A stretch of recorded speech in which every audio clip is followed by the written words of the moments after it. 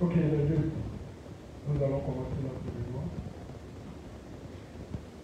Bonsoir à tous les justes. Bonsoir à tous les justes qui nous suivent de l'extérieur. Bonsoir aussi à tous les justes qui sont dans la diaspora et qui nous suivent.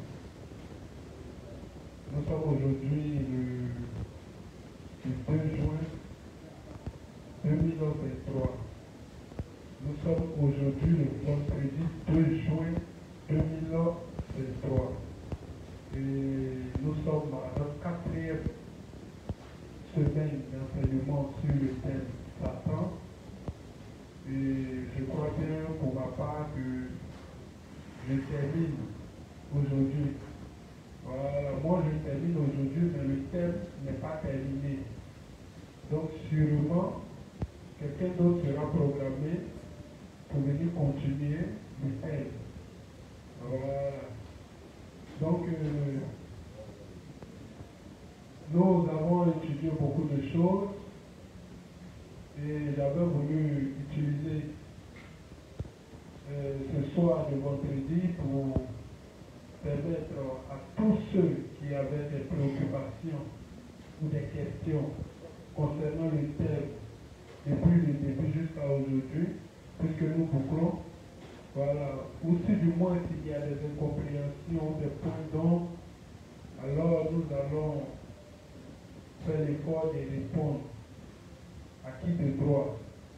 Voilà, mais je tiens à rappeler qu'il pleut fortement ici, et donc ce qui a fait que beaucoup d'hommes sûrement n'ont pas pu effectuer le déplacement ou peut-être ne pourront pas effectuer le déplacement.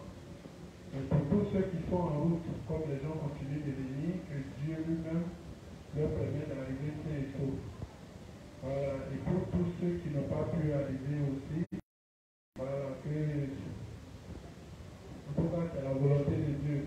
Voilà, Dieu a voulu qu'il pleuve aujourd'hui et nous avons suffisamment besoin de la pluie dans ce temps-ci. Voilà, donc on ne peut pas dire à Dieu à cause de l'enseignement de ce soir la pluie.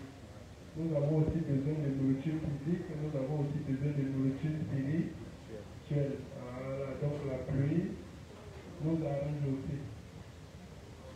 Donc, ce n'est pas terminé. Voilà. Donc aujourd'hui, comme je l'avais dit, j'avais voulu bien expliquer les 10 stratégies pour manipuler la masse. Mais je ne sais pas si ça vaut la peine, voilà, parce que l'inspecteur chef qui a déjà commencé à faire un travail dessus, voilà. Et donc, bon, je ne suis pas trop utile encore de revenir encore sur certaines notions. Voilà, nous allons, mais on va certainement permettre, on va mettre ça sur les groupes, et puis bon, tous ceux qui veulent vraiment prendre le pouls du contenu pourront le faire. Et s'il y a des incompréhensions, alors ils pourront poser des questions à leur responsable des zones pour essayer de mieux comprendre. Mais je crois que bon, on va essayer un temps soit peu de pousser un peu légèrement notre enseignement, le temps que ceux qui sont en route puissent arriver jusqu'à nous et leur permettre de poser des questions s'il y en a bien sûr. Mais déjà, pour ceux qui sont ici, est-ce qu'il y a des questions? Pour ceux qui sont ici, est-ce qu'il y a des questions? Est-ce qu'il y a des préoccupations? Est-ce qu'il y a des points d'ombre sur tout l'enseignement qui a été fait? S'il y en a, soulevez la main pour que je puisse déjà identifier les personnes en fonction de ça. Je sais combien de temps je vais laisser. Non, ce n'est pas le moment. En fonction de ça, je sais combien de temps je vais laisser pour pouvoir commencer à répondre aux préoccupations. Donc, soulevez la main. Une personne, deux personnes, trois personnes. Donc, pour le moment, c'est 3 personnes qui ont des préoccupations. Et vous, le reste? Le reste, vous n'avez pas de préoccupations, vous n'avez pas de questions? Moi, je finis aujourd'hui, comme je l'ai dit. Voilà. Il ne faut pas que quelqu'un va me trouver dans la rue là-bas pour me poser des questions. Il ne faut pas aussi que quelqu'un va m'envoyer des questions en inbox. Je dis, je tolère uniquement les questions des gens en inbox quand j'identifie qu'ils sont loin et qu'ils n'ont pas pu. Ils ne peuvent pas se déplacer jusqu'à nous, alors là, je fais l'effort de répondre aux questions. Mais si ce n'est pas le cas, pour ceux qui sont ici, il est préférable de poser vos questions pour faire profiter à toutes les personnes qui sont ici. Peut-être votre préoccupation, votre question peut être la préoccupation de certaines personnes qui n'ont pas envie de parler ou n'ont pas envie que la caméra se dirige vers eux. Voilà, donc c'est pourquoi on demande à tous ceux qui ont des questions de bien vouloir les poser ici et maintenant. Ok, donc nous allons commencer notre enseignement avec la prière. Voilà, la juste Mélie va faire la prière et nous allons continuer notre enseignement. Amen.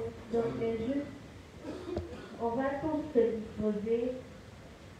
On va dire merci à Dieu de ce que nous avons vu juste et on va lui confier le moment. Donc, prions. Père éternel, nous te disons merci. Merci car tu n'as pas tenu compte de notre nature pécheresse. Tu n'as pas tenu compte de nos mauvaises actions. Mais par amour pour nous, par miséricorde, tu as prévu le plan du salut avant même la fondation de ce monde. Pour l'accomplissement de ce plan, tu as envoyé ton fils unique Jésus-Christ comme animal sans défaut. Il a reçu nos péchés du transfert fait par le souverain sacrificateur Jean-Baptiste au Jourdain. Il a versé son sang à la croix pour pardonner nos péchés, pour détruire ce corps de péché et pour purifier nos enfants de péché. Ensuite, après sa mort, il est ressuscité le troisième jour. Il a donc vaincu le péché une fois pour toutes. Puis, il est monté vers toi et nous a laissé une autre partie de toi, qui est le Saint-Esprit, qui nous guide et nous console durant toute notre vie de foi. Nous croyons fermement en ta sainte Trinité et nous croyons en ta justice. Merci de nous avoir rendus sans péché devant toi pour toujours. Au nom de Jésus-Christ. Amen. Père, nous te confions ce moment. Nous te confions ton serviteur que tu as mis pour notre édification. Merci de le disposer. Merci d'éloigner de lui toute forme de stress et de malaise. Merci de mettre des paroles justes venant de toi dans sa bouche. Merci Père pour tous ces justes qui ont pu faire le déplacement malgré les intempéries. Merci pour ceux qui ne sont pas encore arrivés. Merci de nous disposer à recevoir ton enseignement, chacun selon son niveau de foi. Et merci de mettre la nécessité d'être unis dans notre cœur. C'est au nom de ton Fils Jésus que nous avons prié. Amen. Amen. Ou bien on va lire sans toutefois faire de commentaires. Et puis pas tout le monde qui a Internet sur le statut. Donc comme je le disais hier, j'avais voulu bien expliquer les 10 stratégies de la manipulation de masse. Voilà, mais comme je l'ai dit, le secrétaire chef est en train de faire un travail déjà dessus. Donc, je ne juge pas trop utile encore de revenir. Ils vont demander à leur responsable de zone et puis il va expliquer. Parce que s'il veut m'attarder sur les différents points, voilà, c'est beaucoup. Et moi, comme je suis beaucoup explicatif, donc je sais que si je commence, non seulement ce n'est même pas évident qu'on termine. Voilà. Pourtant, comme aujourd'hui est mon dernier jour, j'ai des questions, j'ai des préoccupations de toutes les personnes qui sont venues. Je dois répondre à leurs préoccupations et à leurs questions. Voilà, donc rapidement, tu vas lire et puis je vais donner un bref résumé de la chose de plus bon. Voilà. Les 10 stratégies de manipulation de masse. Noam Chomsky, le linguiste nord-américain, a élaboré une liste des 10 stratégies de manipulation à travers les médias. Nous la reproduisons ici. Elle détaille une éventail depuis la stratégie de la distraction, en passant par la stratégie de la dégradation, jusqu'à maintenir le public dans l'ignorance et la médiocrité. Petite. En fait, j'ai tenu à réunir tout ça parce que c'est la méthode qui est beaucoup utilisée en Côte d'Ivoire ici actuellement.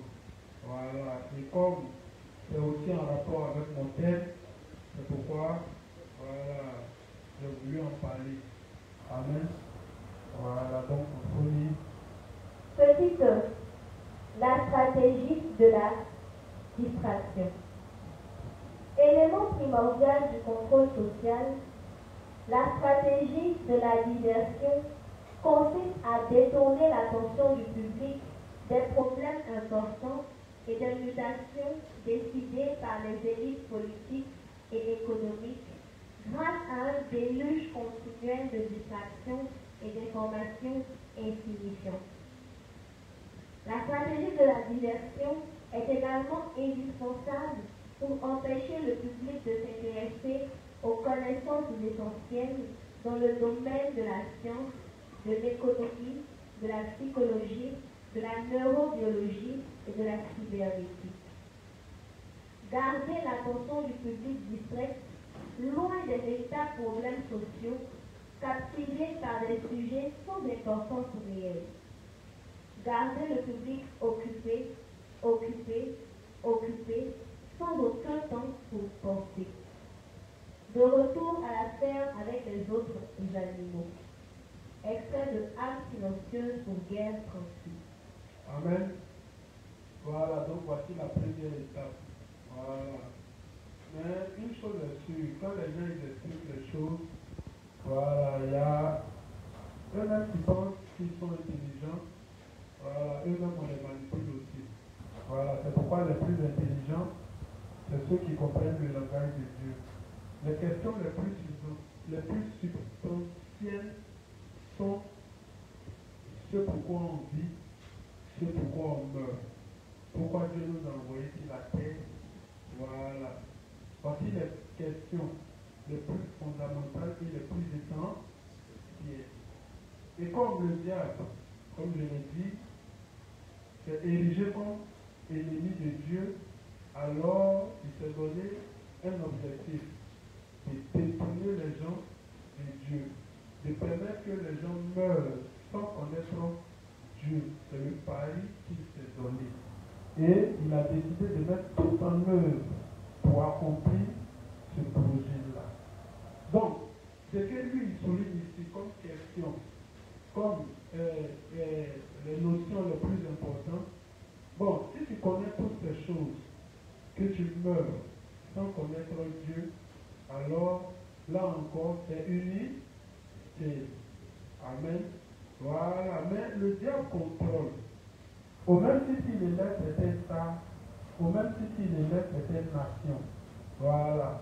En faisant rêver encore d'autres nations, pensant qu'ils seront même chose comme ces grandes nations qui ont été élevées.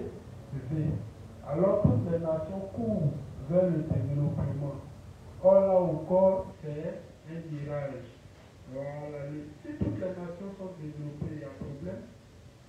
Puisque c'est les nations faites qui, comment on appelle ça, qui développent les grandes nations. Donc si les nations faites doivent se développer, et si tout le monde doit être sur le même pied d'égalité, il y a un problème.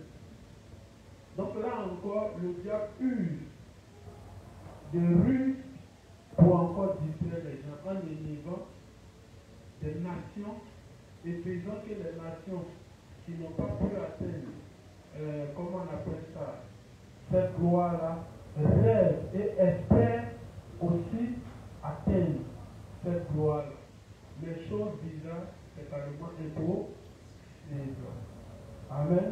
Alors toutes les nations courent au développement. Mais une chose est sûre, toutes les nations ne pourront pas se développer. Puisque c'est pourquoi il y a des concepts comme l'impérialisme. L'impérialisme, c'est une nation forte qui exerce son pouvoir sur une nation plus faible économiquement, militairement et à tous les niveaux. Voilà, donc si les nations faibles doivent se développer, alors il y a un problème. Donc, là encore, ceux qui se cachent dans l'ombre, qui travaillent pour Satan, qui sont les plus proches de Satan, alors il aide certaines grandes nations et amène les petites nations à aider. Maintenant, ceux qui dirigent les petites nations, alors eux aussi étant des marionnettes de Satan, on leur donne des stratégies pour abrutir le peuple, pour ne pas que le peuple aussi, comme je l'ai dit, s'ils ont peur d'une chose, c'est le soulèvement populaire. Voilà, pour ne pas que le peuple se concentre sur certaines choses, pour ne pas que le peuple exige d'eux, comment on appelle ça, un développement comme les autres nations, sachant qu'ils ne pourront pas leur accorder ces choses, alors ils ont utilisé certaines ruses, la distraction. Voilà, donc ce qu'ils vont mettre devant comme question, et ce qu'ils vont mettre dedans comme les notions qui sont importantes auxquelles ces nations-là doivent s'attacher, pour Dieu, ce n'est pas les choses les plus importantes. Amen. Voilà. Donc là, lui-même, c'est pourquoi même quand on prend des informations sur Internet, il faut savoir les filtrer. Voilà. Il faut regarder ce que Dieu veut. Il faut regarder aux exercices de Dieu et ensuite regarder ces personnes-là. Dans tous les cas, les gens sont manipulés, ils ne savent pas qu'ils sont manipulés. Là où tu penses que tu es intelligent, là encore le diable te manipule. Sinon, pour Dieu, les questions les plus essentielles, voilà, c'est de savoir pourquoi l'homme vit, pourquoi il meurt, et pourquoi Dieu l'a créé et dans quel but Dieu l'a créé. Parce que pour Dieu, c'est qui est plus essentiel. Amen. Voilà, donc le diable, lui, il va faire de telle sorte que les gens puissent avoir tout sur cette terre, sauf le salut de leur âme. Il va faire de telle sorte qu'il raconte toutes choses, sauf le moyen d'être sauvé par l'évangile d'eau et d'esprit. C'est pourquoi hier, quand j'ai parlé ici, j'ai dit que la première chose que le diable devrait faire, c'était quand le Christ est venu apporter le salut, la première chose qu'il devait faire, c'était d'abord comment on appelle ça, de tuer la foi des prédécesseurs et ensuite établir les forces de religion pour mieux contrôler. Voilà, et ensuite maintenant établir la sphère politique. Amen. Voilà, donc comme je l'ai dit, pour ne pas trop rentrer dans les détails, voilà, expliquer notion par notion et point par point. Voilà, je vais faire l'effort d'écouter dessus. Voilà. Petit 2. Créer des problèmes puis offrir des solutions. Cette méthode est aussi appelée problème, réaction, solution.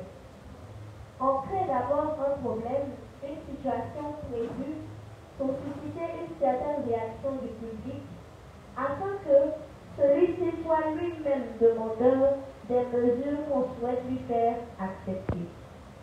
Par exemple, laisser se développer la violence urbaine ou organiser des attentats sanglants afin que le public soit demandeur des lois sécuritaires au détriment de la liberté. Amen. Il faut que l'État sollicite, il faut que le peuple sollicite toujours l'État. Il faut que des problèmes soient créés dans ce monde-là. Jusqu'à ce que le gouvernement se sente incapable de régler le problème pour que on fait appel à l'homme politique, l'antéchrist, capable de résoudre tous les problèmes. Donc, sachez qu'on sera dans un état qui ne sera jamais en paix. Parce que c'est eux-mêmes qui font ça exprès seulement. Ça dépend des nations. Dans d'autres nations, c'est les terroristes qu'on utilise. Voilà, dans d'autres nations, c'est la violence, c'est les microbes et autres et tout. Est-ce que le gouvernement n'est pas capable d'éradiquer le phénomène des microbes? Il suffit de descendre les gens dans la rue, les corps à pied dans la rue, en une fraction de seconde, on reste ce problème et puis c'est fini. Et même la drogue. La drogue, ça qui tout. Qui vont ça dans les fumoirs. Voilà. Donc, eux, ils viennent lutter contre ceux qui fument ou de lutter plutôt contre les parents de la drogue. Donc tout ça c'est de la distraction et c'est de la manipulation. Voilà, dans le WhatsApp KO, et il fait partie là, il appelle ça problème, réaction, solution. Un peu comme ce que l'ONU fait dans le monde. Voilà. L'ONU a un objectif à atteindre. Unir tous les États. Et tous les États qui refusent d'accepter le nouvel ordre mondial, comme c'est les Juifs qui sont à la tête de ce projet, ils ont les réseaux terroristes. Chaque grande nation a son réseau terroriste. Quand ils refusent certaines notions ou certaines choses, on envoie les terroristes chez toi. Quand ton armée veut les combattre, eux-mêmes ils viennent et puis ils soutiennent les terroristes. Jusqu'à ce que tu te sentes incapable de les déloger. Par la suite, tu demandes l'aide des Occidentaux, alors ils vont t'envoyer l'ONU. Quand l'ONU vient, ils font force tampon. Quand ils viennent, ça te fait des propositions. Quand ils font les propositions, si tu as accepté les propositions, alors comme c'est leur propre réseau terroriste, il suffit de leur dire quitter là, et le problème est résolu. C'est comme ça qu'ils procèdent. Donc c'est ce qu'ils expliquent là. Problème, réaction, solution. Ils créent toujours des problèmes à la demande du peuple. Ça parce que c'est un problème réel, mais c'est eux-mêmes qui créent le problème pour que vous les sollicitez, en fait qu'ils puissent mettre une solution à votre disposition. Amen. Voilà, donc ils procèdent comme ça. Vas-y. Petit 3. La stratégie de la dégradation. Pour faire accepter une mesure inacceptable, il suffit de l'appliquer progressivement en dégradé sur une durée de 10 ans. C'est de cette façon que des conditions socio-économiques radicalement nouvelles, en parenthèse néolibéralistes, ont été imposées durant les années 1980 à 1990. Chômage massif, précarité, flexibilité, délocalisation, salaire n'assurant plus un revenu décent, autant de changements qui auraient provoqué une révolution s'ils avaient été appliqués brutalement. Amen. Donc c'est toujours le même procédé. Quand on veut faire accepter quelque chose à quelqu'un, si, par exemple, actuellement dans notre société, qu'est-ce qu'ils veulent faire? Ils veulent imposer l'homosexualité, n'est-ce pas? Ils veulent imposer le lesbianisme, c'est pas ça. Mais s'ils mettent ça un coup devant les gens, alors ça peut créer une révolte. Et ça peut créer un soulèvement populaire parce que les gens n'étaient pas habitués à ce mode de vie-là. Donc pour cela, ils vont faire un travail doucement, en essayant par tous les moyens d'implanter cela dans le subconscient des gens progressivement. Eux, ils ne sont pas pressés, hein. C'est un travail, ils font doucement, ça prend du temps. C'est comme par exemple, Dieu dit, le monde sera détruit. C'est pas ça. Le monde se dégrade, c'est pas ça. Mais au fur et à mesure, le monde a combien d'années? Mais pour ceux qui ont vécu, il y a de cela combien d'années? 2000 ans, 3000 ans en arrière. Si je leur disais qu'un tel monde allait se dégrader, est-ce qu'ils allaient voir? Ils n'allaient pas croire. Pourtant, nous, arrivés à notre temps, on voit qu'on est en train d'atteindre, on est en train de voir le monde en train de se dégrader. Sous nos yeux, aujourd'hui, on parle de réchauffement climatique et puis on est en train de parler du réchauffement climatique à un point de non-retour. C'est-à-dire que quand ça va atteindre ce point de non-retour, ça va entraîner beaucoup de problèmes. L'eau, la nourriture, tout ça va manquer. Amen. Même l'espace où les hommes doivent vivre là, tout est en train de se réduire. Parce que le niveau de l'océan, avec le dégèlement des zones polaires, en train d'augmenter le niveau de l'océan, et les espaces des hommes se réduisent. Donc souvent ils sont confrontés à vivre avec les animaux féroces. Donc le monde se dégrade. Donc il connaît bien ce processus-là. Pour faire accepter quelque chose à quelqu'un, on ne fait pas ça un coup. Voilà, on va progressivement. On commence à glisser ça souvent dans les films. Un peu, on met les PD, pour que les gens s'habituent. Jusqu'à ce que, au moment où ils vont lancer la chose, voilà, les gens sont déjà habitués, donc ça ne pose plus un problème. Amen. C'est la même chose. Aujourd'hui, ils veulent envoyer, comment on appelle ça, la perversité absolue dans le monde. Voilà, donc dans les films, dans chaque film, on voit toujours les gens qui ont fait l'amour. Dans chaque film, les gens qui ont fait l'amour. Et bientôt, les nouveaux films qui sont maintenant, c'est qu'ils vont commencer à tourner après 2016 et autres. Là, c'est les PD, c'est les lesbiennes qui sont beaucoup dedans. Mais tout ça, là, ils doivent s'arranger pour que ça passe sur les télés. Mais comment s'arranger? Alors, ils créent des émissions, des shows, et ils invitent les gens qui assument leur, comment on appelle ça, leur statut de PD, de lesbiennes et autres et tout, amenant tous ceux qui étaient possédés, puisque tous ceux qui sont pas nés de nouveau sont sous le contrôle du Satan, amener tous ceux qui sont possédés à suivre la même direction. Donc c'est un travail qui se fait doucement, doucement. De même, nous les juifs aussi, on ne doit pas se décourager, c'est ce que je dis là. Quand on va en prêcher l'évangile dans une bloc, qui aujourd'hui ça n'a pas marché, on est découragé, on ne veut plus aller. Mais regardez comment eux ils fonctionnent.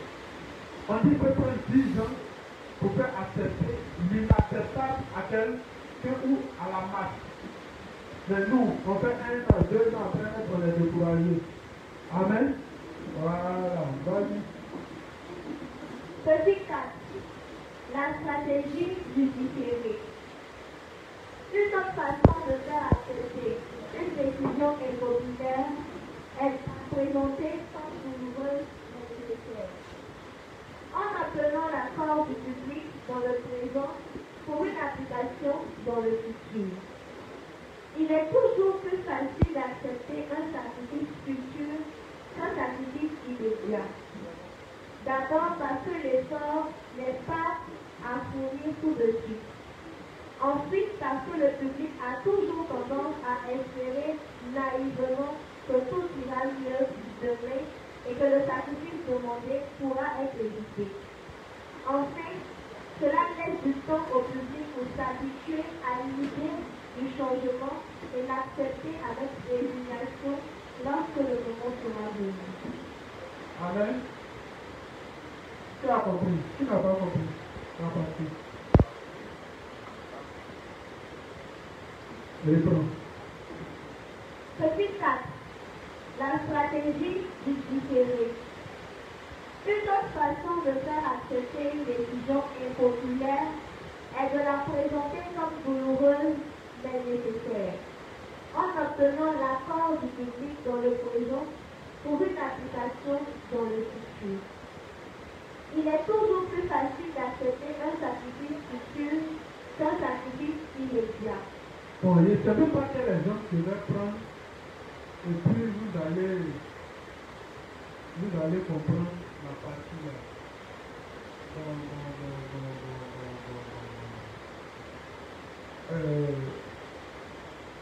Bon, on va prendre par exemple, comment on appelle ça, l'école. C'est pas ça. On fait croire que tout le monde doit aller à l'école. C'est pas ça. Et que l'école, c'est la voie la plus fiable pour réussir. Ou bien. Donc du coup, tout le monde, quand on est, tout le monde met son enfant à l'école. C'est pas ça. Or, l'objectif disait, c'est de créer un taux de chômage élevé. Mais sur le champ, on ne peut pas percevoir cela. Ou bien, voilà.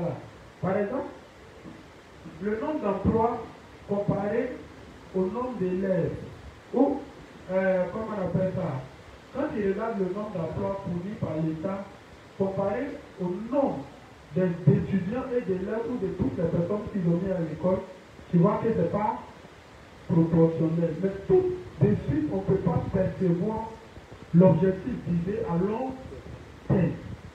Amen. Et donc, du coup, tout le monde va à l'école. Or, en faisant cela, ça cache beaucoup de choses.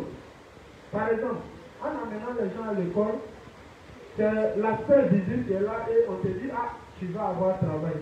Mais on n'a pas vu derrière ces choses-là le fait qu'on allait manquer de nourriture. Parce que les gens qui sont censés travailler dans les champs et autres, ils ont procédé à l'exode rural. C'est-à-dire le déplacement massif des jeunes des campagnes vers les grandes villes. Tout simplement pour faire quoi? Pour aller à l'école. Pas l'école là. L'école, il y a plusieurs écoles. Il y a l'école de la vie. Si de suite en professeur on t'envoie au village pour faire chant, tu ne vas pas t'en sortir parce que tu ne maîtrises pas les saisons, tu ne maîtrises pas l'école. Or, nous, on nous fait croire que c'est quand tu fais bon, c'est pas seulement qu'il y a l'école. Et donc, tout le monde met son enfant à l'école. Et si tout le monde met son enfant à l'école, l'État est censé comment on appelle ça, les insérer dans la société. Or, l'objectif de l'État, ce n'est pas de les insérer dans la société, mais c'est de créer la famille payante. Amen. Sinon, l'État est capable, quand il va devoir faire l'université, c'est partager Korogo, Abidjan, Boaké. Après, même s'il y a des grandes écoles dans certaines villes. Et Dalois, vous voyez. Mais regardez, il y a combien de villes en Côte d'Ivoire? Donc, ce qui fait que tout de suite, on n'a pas vu ce qui était en train d'être préparé. Mais on a vu immédiatement ce qui était avantageux. Amen. Donc, du coup, aujourd'hui, on se retrouve au fait que dans les villages, la population est devenue non seulement vieillissante, puisque la main-d'œuvre là, ça se remplace. Ouais.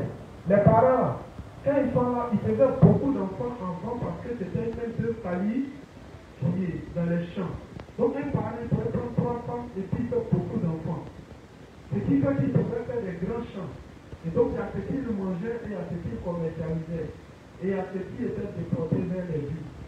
Mais maintenant, qu'ils ont pris des mesures pour dire non, tout le monde doit aller à l'école. Et ils s'en vont dans les champs, ils font semblant, ils soulèvent bagage, ils soulèvent bagage, même si la terre est dans un plan photo, et puis ils descendent, et puis ils commencent à mettre ça, comme on appelle ça, sur les réseaux sociaux pour dire droit de l'homme, les enfants sont matériels. Est-ce que les parents africains sont pas intelligents pour déposer un bagage sur la tête de son enfant pour le tuer? Chez eux en Europe, là, quand ils mettent leurs enfants à l'école, ils vont juste pour apprendre certaines notions et puis après, ils viennent prendre la relève de ce que son papa fait. Si son papa est, comme on appelle ça, agriculteur, il vient, il prend la relève. Si son papa est éleveur, il continue. Tout ça, c'est de l'argent. Mais aujourd'hui, on nous a fait croire que l'école est la seule voie de réussite. Et tout le monde est parti à l'école. Maintenant, résultat. Regardez, vous-même on est là, analysons. Quand vous regardez le plateau, nous tous qui sommes là, on peut travailler au plateau. Il y a combien de bureaux au plateau? Et puis, quelqu'un prend une retraite chaque combien d'années? Et puis, chaque combien d'années, il y a combien de diplômés? Donc, sur le champ, on ne peut pas percevoir ce qu'ils veulent faire. Tu comprends? Donc, on fait beaucoup de sacrifices. Quand tu partais à l'école, toi, dans ta tête, tu définissais quoi? Ah, il serait, si on t'avait demandé ça, qui peut dire qu'il serait un visiteur? Qui peut dire? Donc, tu fais beaucoup de sacrifices. Tu te réveilles le matin. Et tout ça, c'est ton temps qu'ils sont en train de gaspiller. Mais ça ne veut pas dire que tout le monde ne va pas travailler. Mais une minorité, c'est une majorité. C'est eux là qui vont travailler. Conclusion, aujourd'hui, nous tous, on est diplômés, on est là. Et l'État ne peut pas insérer les gens. En plus, il n'y a plus de nourriture. Au village, maintenant, les gens demandent la nourriture. C'est normal qu'ils demandent la nourriture, puisque dans les villages, la population est vieillissante. Qui va aller faire champ? Et puis on va manger. Et donc le résultat est là. Voici la famille qui est en train de se dessiner sous nos yeux. Et ce qui fait qu'aujourd'hui, tu vas au marché, on ne peut plus rien acheter. Amen. Amen. Voilà, donc je prends un exemple pour vous expliquer. Voilà, donc ce qu'ils veulent faire sur le champ, tu ne peux pas percevoir. Donc tu fais un sacrifice. Le sacrifice, c'est qu'on veut te faire accepter, comment on appelle ça, reprendre la pratique, s'il te plaît. Une autre façon de faire accepter une décision impopulaire est de la présenter comme douloureuse mais nécessaire, en obtenant l'accord du public dans le présent pour une application dans le futur. il est toujours plus facile d'accepter un sacrifice futur qu'un sacrifice immédiat. D'abord, parce que l'effort n'est pas à fournir tout de suite. Ensuite, parce que le public a toujours tendance à espérer naïvement que tout ira mieux demain. C'est pas ce qu'on fait. On espère, non. Que ça va aller, non. Et puis au milieu de nos rêves, on meurt, non. En politique, ils font ça. Les politiciens, là, ils déplacent les sujets. Quand ils sont formés, là, l'autre, il vient. Il regarde ce que son frère a fait. Et puis, il commence à voter certaines choses. Si il vient, je vais faire ça, je vais faire ça. Comment on appelle ça? Tout en s'appuyant déjà sur les erreurs de l'autre. Mais il a un objectif à atteindre. C'est que vous le mettez. Et pas que vous le mettez au pouvoir. Il fait autre chose. Mais il est déjà là. Vous allez faire quoi? Donc il procède beaucoup comme ça. Donc si le champ, vous ne pouvez pas voir. Donc vous espérez, vous espérez, vous espérez. Si on disait aux gens qu'on partait à l'école que demain on ne va pas avoir travail, qui allait quoi?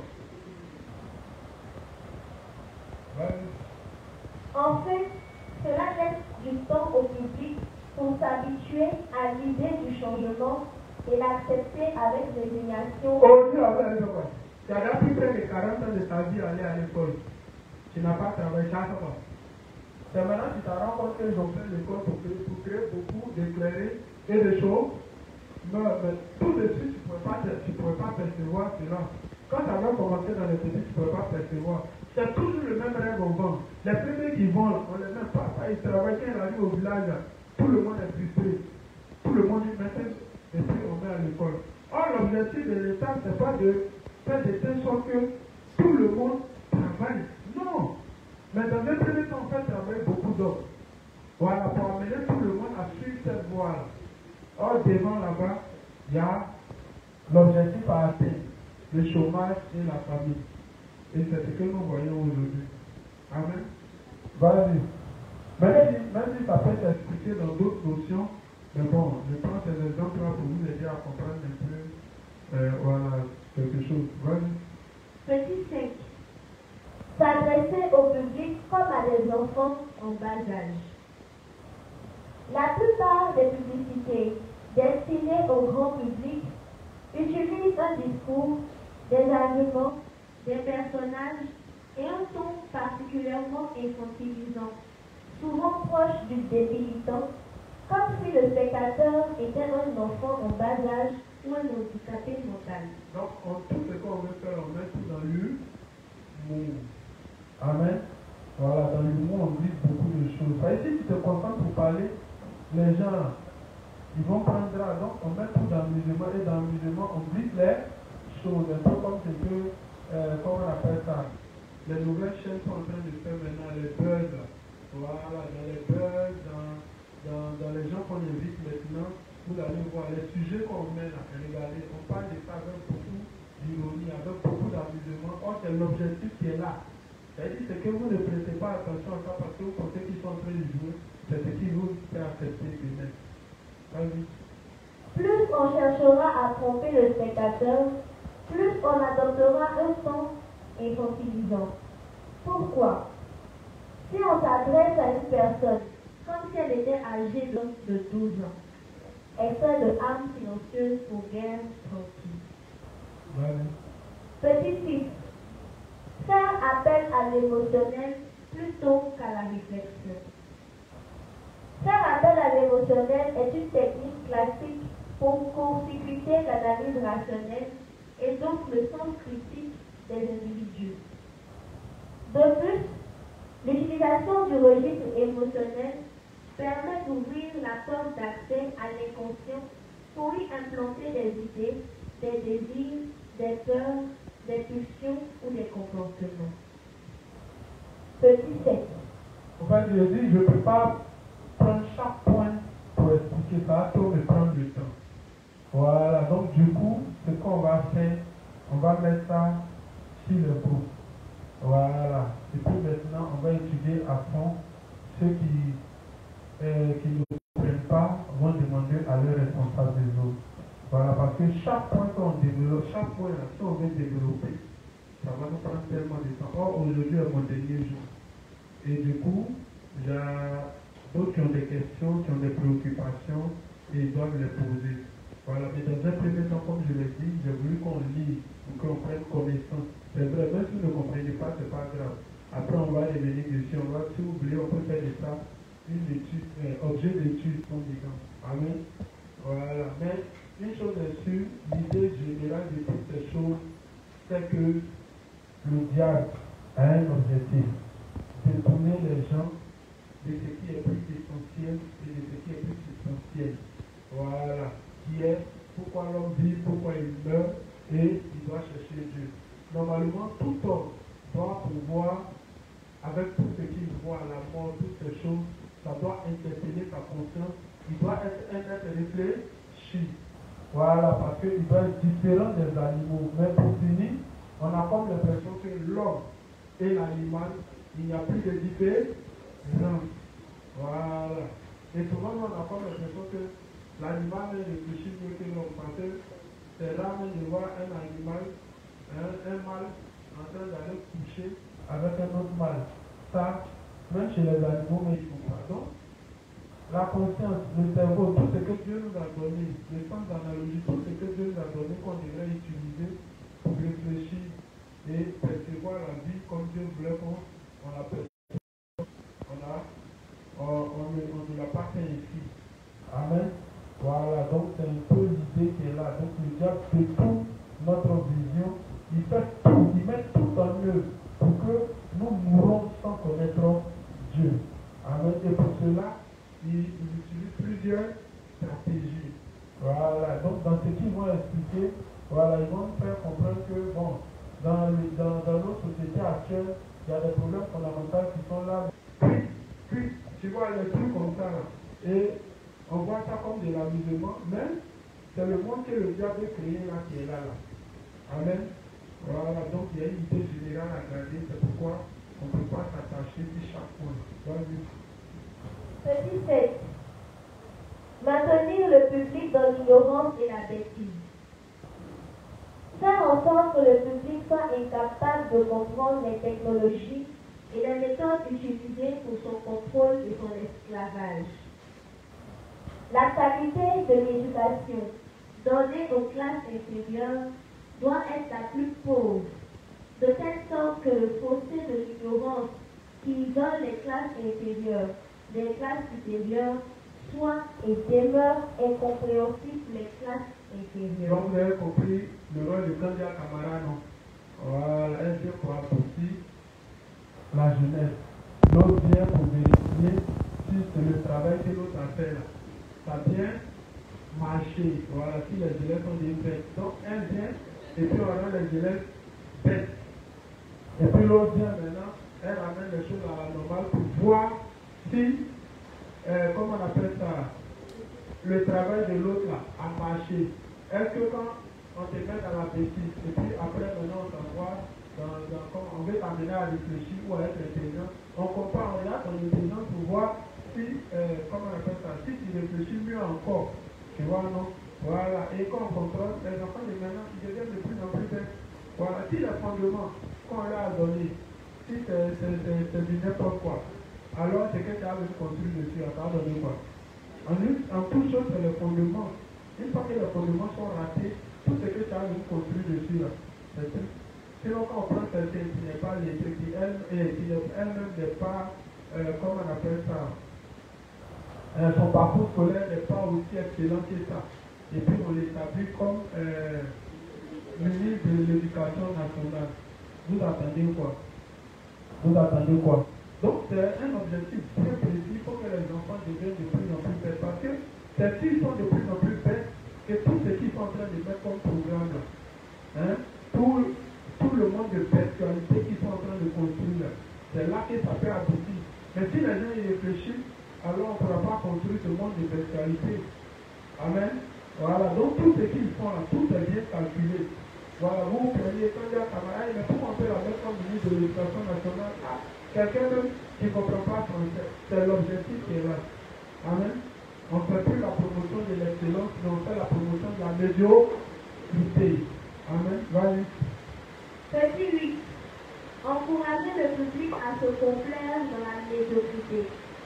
Encourager le public à trouver cool le fait d'être bête, vulgaire et inculte. Quand on prend comment on appelle ça, des sujets bêtes, et que c'est ce qui devient maintenant, c'est ce qui est présent maintenant à la télé. Vous pensez que tous les enfants qui regardent ça, aujourd'hui tout le monde en train de se rendre compte qu'être intelligent ne donne pas l'argent.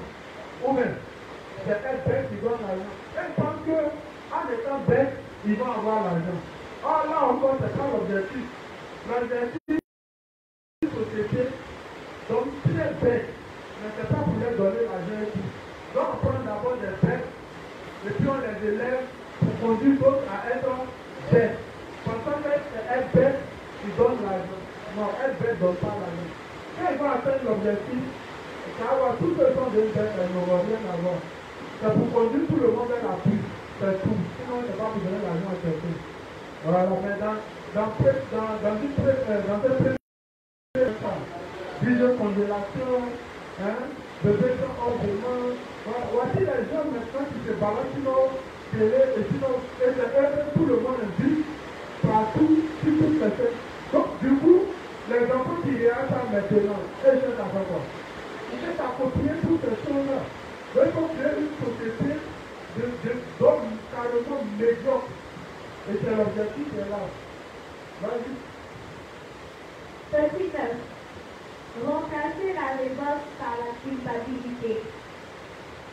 Faire croire à l'individu qu'il est seul responsable de son malheur à cause de l'insuffisance de son intelligence, de ses capacités ou de ses efforts. Donc les problèmes qui nous arrivent, le plus qu'on met pas sur la société, par exemple, tu es parti à l'école, ça ne va pas.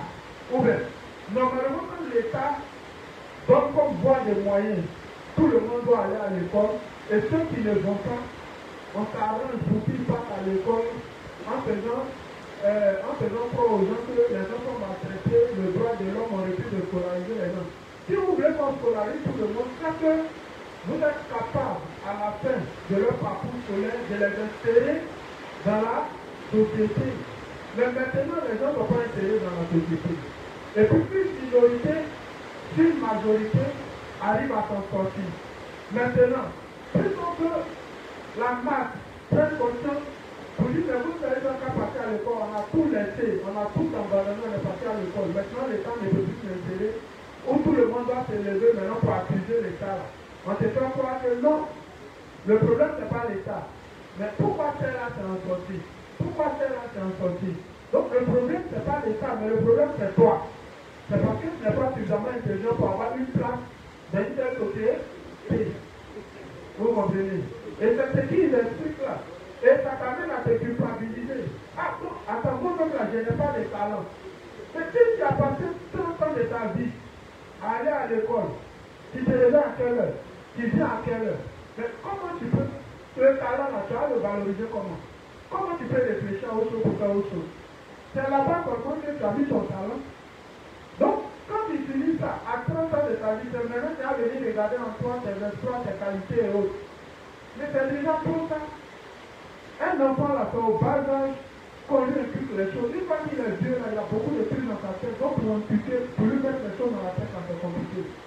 Et donc, si vous avez pris comme voie de moyens que tout le monde va aller à l'école, qu'aujourd'hui le taux de chômage est élevé, alors le problème, on doit s'enseigner à l'État.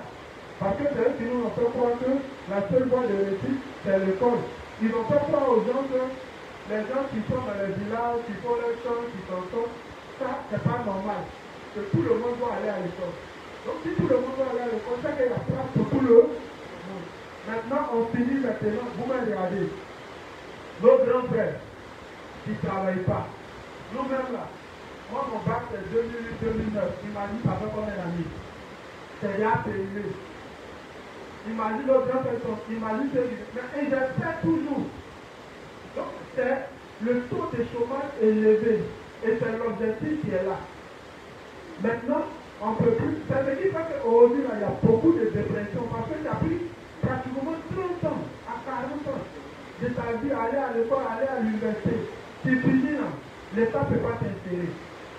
Bon, à 40 ans, c'est maintenant que tu as revenir pour apprendre de dire, voilà, où est-ce que tu as fait quoi?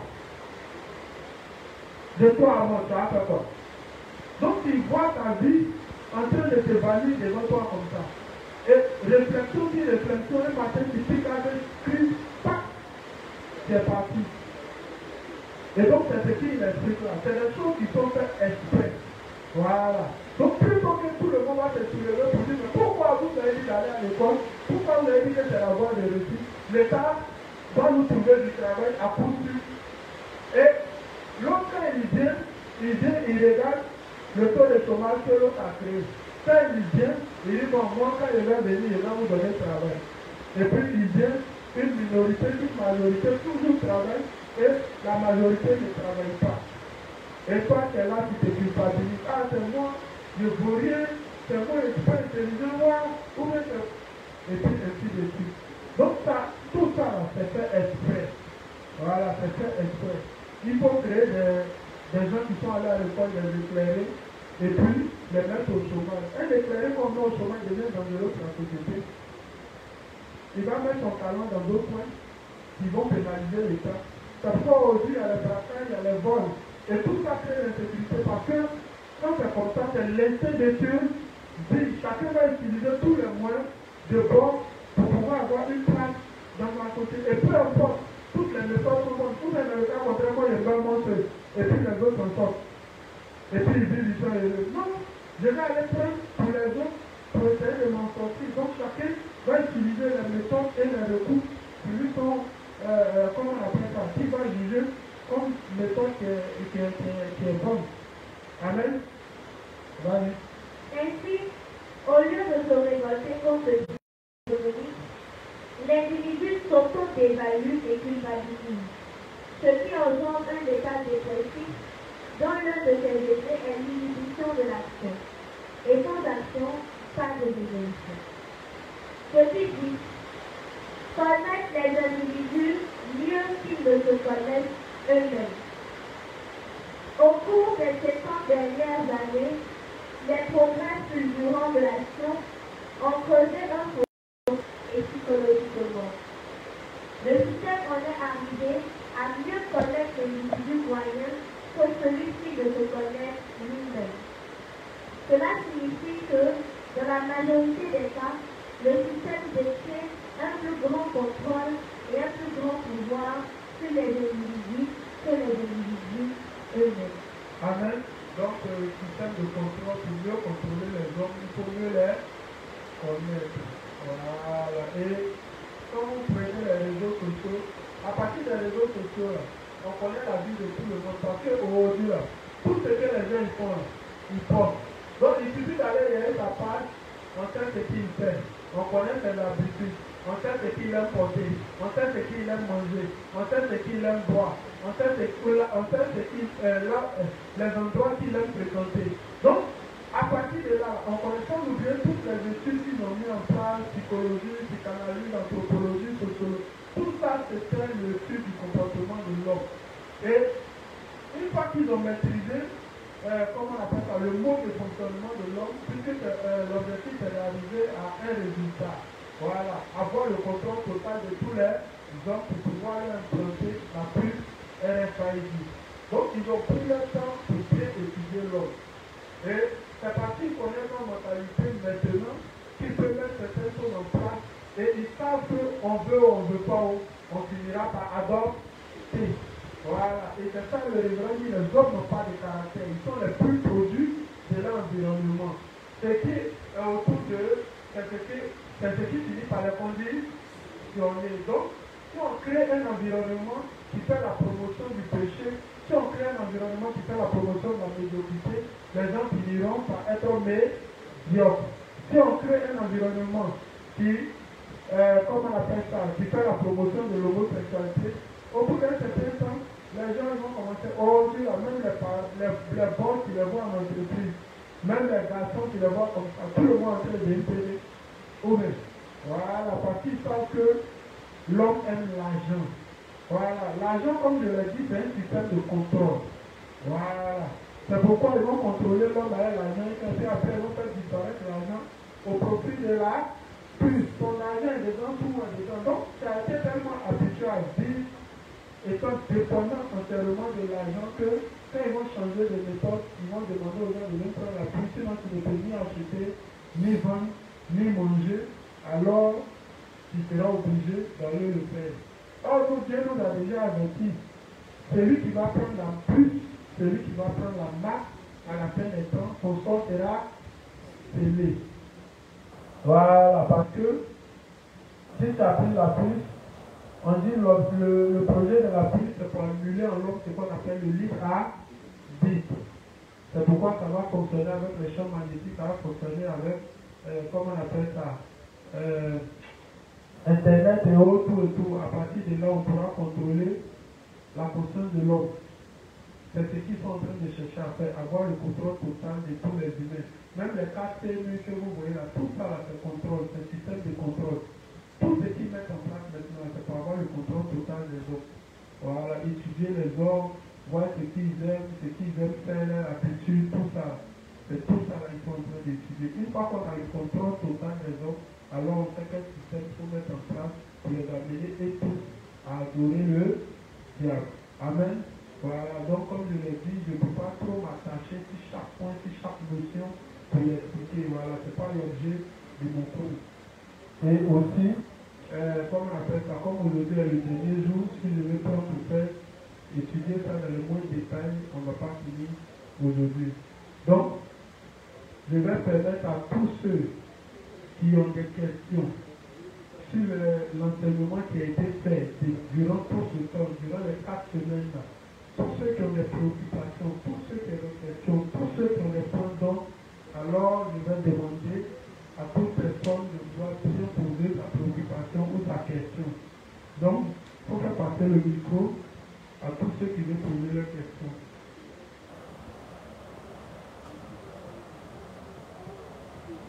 Dans le père, moi-même, j'ai une question. Oui, vas-y.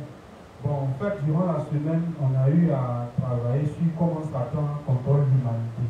Comment Satan attaque l'humanité, oui. Voilà. Et de cet enseignement-là, en fait, est ressorti que la télévision est un moyen par lequel Satan contrôle l'humanité. Bon, on sait pertinemment aussi que nous avons grandi dans un monde où aujourd'hui, on côtoie notre vie avec la télévision et puis Internet. Donc ma question en fait est de savoir, en tant que juste, vu que en fait, la télévision en fait partie de nos habitudes, donc comment en fait le juste doit se disposer de sorte que en fait, voilà, de sorte que en fait, la télévision en fait n'est pas une influence sur nous en fait.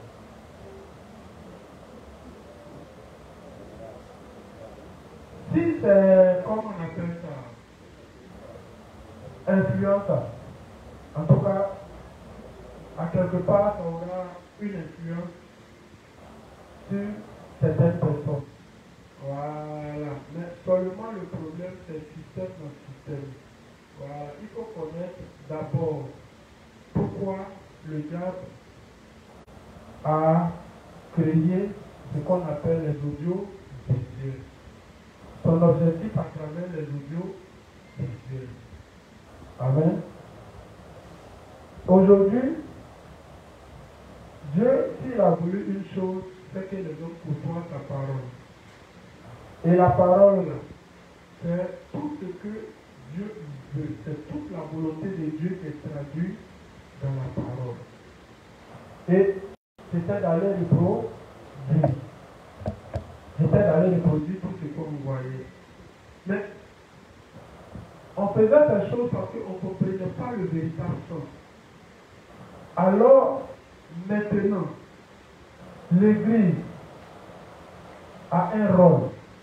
L'Église est là pour nous enseigner tout ce que le diable a mis, comment on appelle ça, à la disposition de l'humanité pour contrôler l'humanité ou pour l'amener à atteindre, comment on appelle ça, le but que lui, le diable, s'est fixé.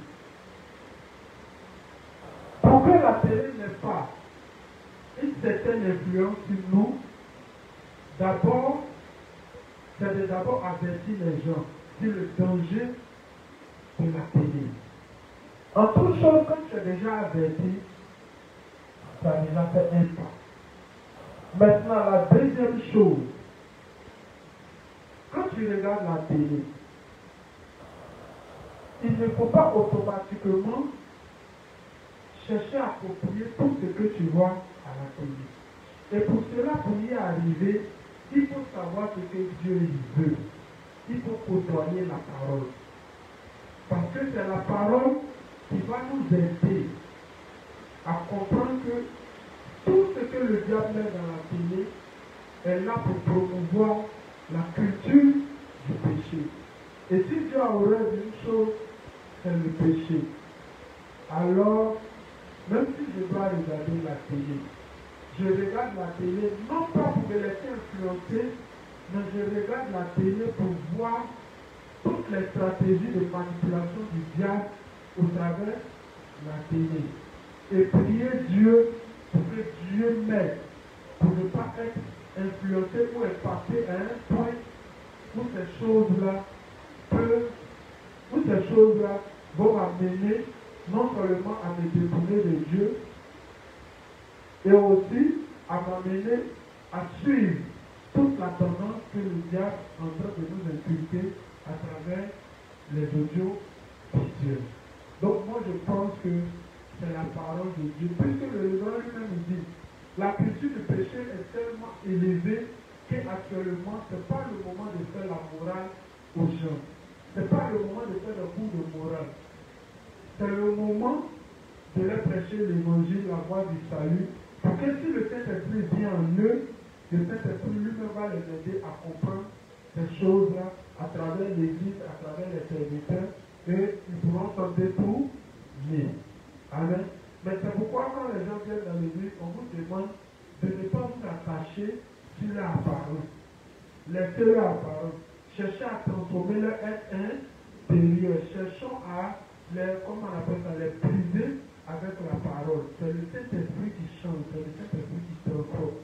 C'est le Saint-Esprit en nous qui fait que toutes ces choses-là ne peuvent pas nous affecter parce que lui, son rôle en nous, c'est de nous amener à identifier les volontés de Dieu et à les mettre en application. Amen. Donc, pour conclure, pour ne pas que la télé puisse impacter un certain point, il faut comprendre, il faut côtoyer la parole de Dieu. Voilà, il faut côtoyer l'Église. Il faut demeurer avec l'Église, il faut côtoyer la parole de Dieu. Quand la parole de Dieu sera en train de t'enseigner, ça va t'aider à te désactiver, ou ça va désactiver tout ce que le diable a mis dans ta pensée, dans ton subconscient et autres. Amen. Voilà, donc je pense bien que bon, c'est comme ça qu'on peut. Maintenant, concernant, comment on appelle ça, les enfants. Voilà, concernant les enfants, je pense aussi que c'est la même chose, puisque tu vas beau mettre des codes. Les enfants, ils sont déjà plus intelligents, ils maîtrisent la technologie que vous. Voilà. Tu vas beau mettre des codes. Arrivé à un certain âge, ils auront téléphone. Voilà. Donc, c'est pour les désactiver. La seule chose qui peut désactiver ces personnes-là, c'est la parole de Dieu. C'est pourquoi la parole de Dieu, c'est un langage qui peut nous aider à contrer tous les systèmes du diable et à ne pas suivre toutes les tendances dont le diable dans lesquelles le diable est en train de nous conduire. Amen. Voilà. Aujourd'hui, comme ça, quand on a exposé ces choses concernant la télé, si tu regardes la télé, tu sauras maintenant que le diable met des messages dans la télé par rapport à l'objectif qu'il veut atteindre. Donc, quand c'est comme ça, quand tu as le voir, tu vas commencer à lire désormais. C'est-à-dire que quand tu vas rentrer regarder les films, tu n'as pas regardé pour regarder, mais tu vas chercher à déceler tous les pièges du diable qu'il est en train de mettre dans les films. Et c'est comme ça qu'en comprenant ces choses, tu peux enseigner les plus ton enfant, même tu peux enseigner sur les méfaits de la télé, sur, comment on appelle ça, comment on appelle ça, les messages que le diable veut véhiculer dans les films, dans les dessins animés, c'est quoi, tu peux lui enseigner ça. Parce que le diable, tout ce que Dieu a dit dans la parole, c'est ce qu'il veut nous amener à faire. La télé va te montrer quoi? Il faut rechercher le luxe, il faut rechercher l'argent, il faut Actuellement, ils sont en train de faire la promotion de quoi? Des PD, des temps. Donc, tu vas prendre la personne pour lui dire voilà ce que Dieu a dit dans la parole, voilà tout ce que Dieu dit de ne pas faire. Voici comment le diable est en train de nous désorienter vis-à-vis de la parole de Dieu et nous amener à accomplir ces choses pour que Dieu lui-même puisse nous détruire. Alors s'il est intelligent avec le Saint-Esprit, ça a lui de ne pas suivre ayant la bonne compréhension de ces choses. Amen. Qui d'autre? Oui, Marie.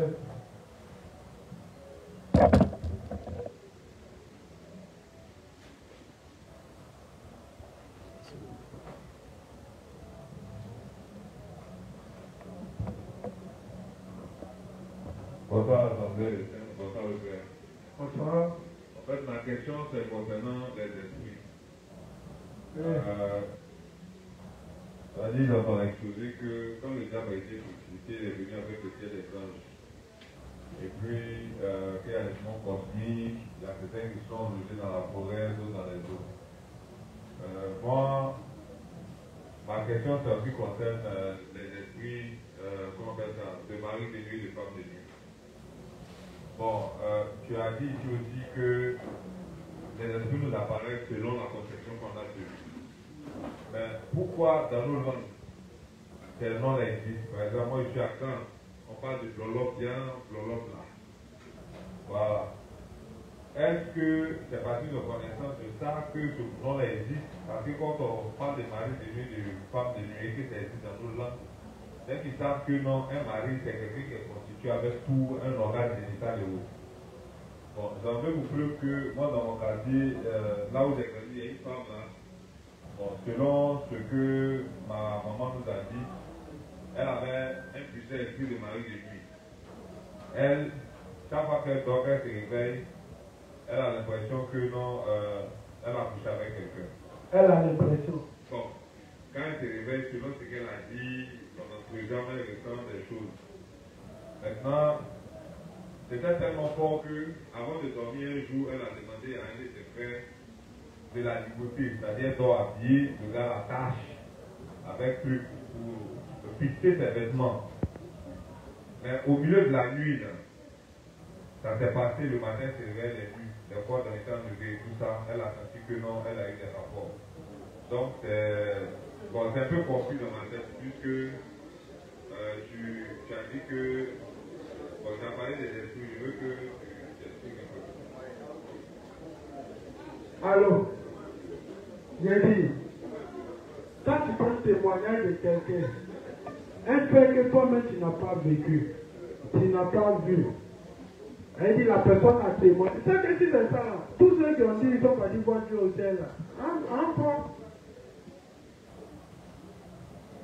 Si c'est ça, là, tous ceux qui ont dit, on nie pas le fait que les esprits existent.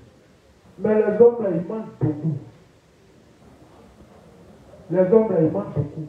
Bon, déjà, même là, pour authentifier les faits de ce que toi, tu es en train d'avancer, là, on fait comment? Avant de chercher à spéculer dessus. Comment on peut authentifier les vies de cette dame-là?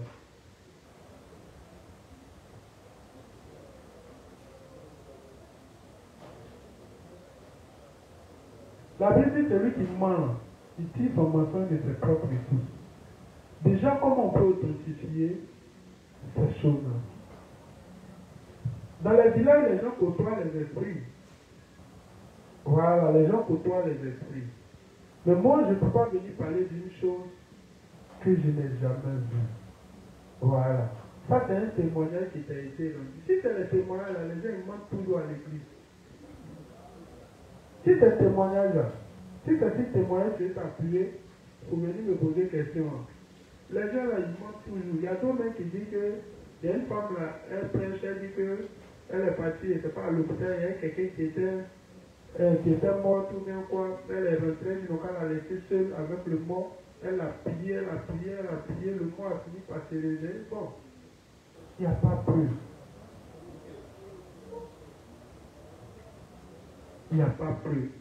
Sinon, la Bible nous enseigne que les démons existent. Mais la Bible nous enseigne que les démons, c'est des corps spirituels. Et nous sommes des corps physiques. Mari de nuit, là, quand il vient coucher avec quelqu'un, par exemple, je me suis levé ici mouillé, là, je ne vois pas qui n'a jamais eu ça ici.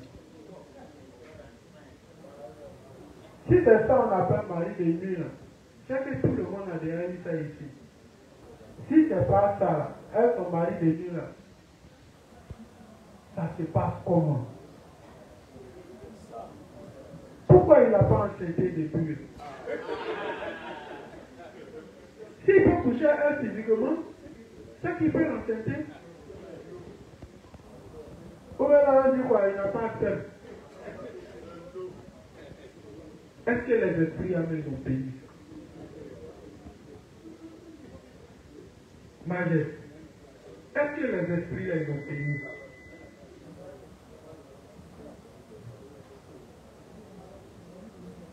Entre eux-mêmes, là, est-ce qu'ils se reproduisent? Donc là, moi, je ne nie pas le fait que les esprits existent. Les gens seront consultés les esprits. Voilà. Et ils ont la capacité de faire de belles choses aux gens. Mais moi, ce que je n'ai pas vu, je ne peux pas expliquer une histoire que quelqu'un va venir raconter. D'abord, même là, il faut authentifier d'abord les faits avant de chercher à savoir comment ça peut se passer ou comment ça se passe. Mais si déjà même on ne peut pas y authentifier, si c'est un mensonge, fais-moi visiter ici cadeau.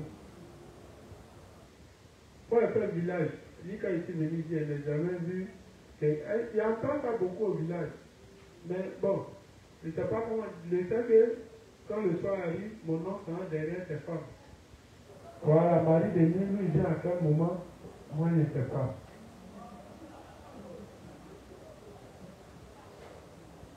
Donc, Marie, ça là, vraiment, la dame qui a expliqué l'histoire là, il faut bien vérifier.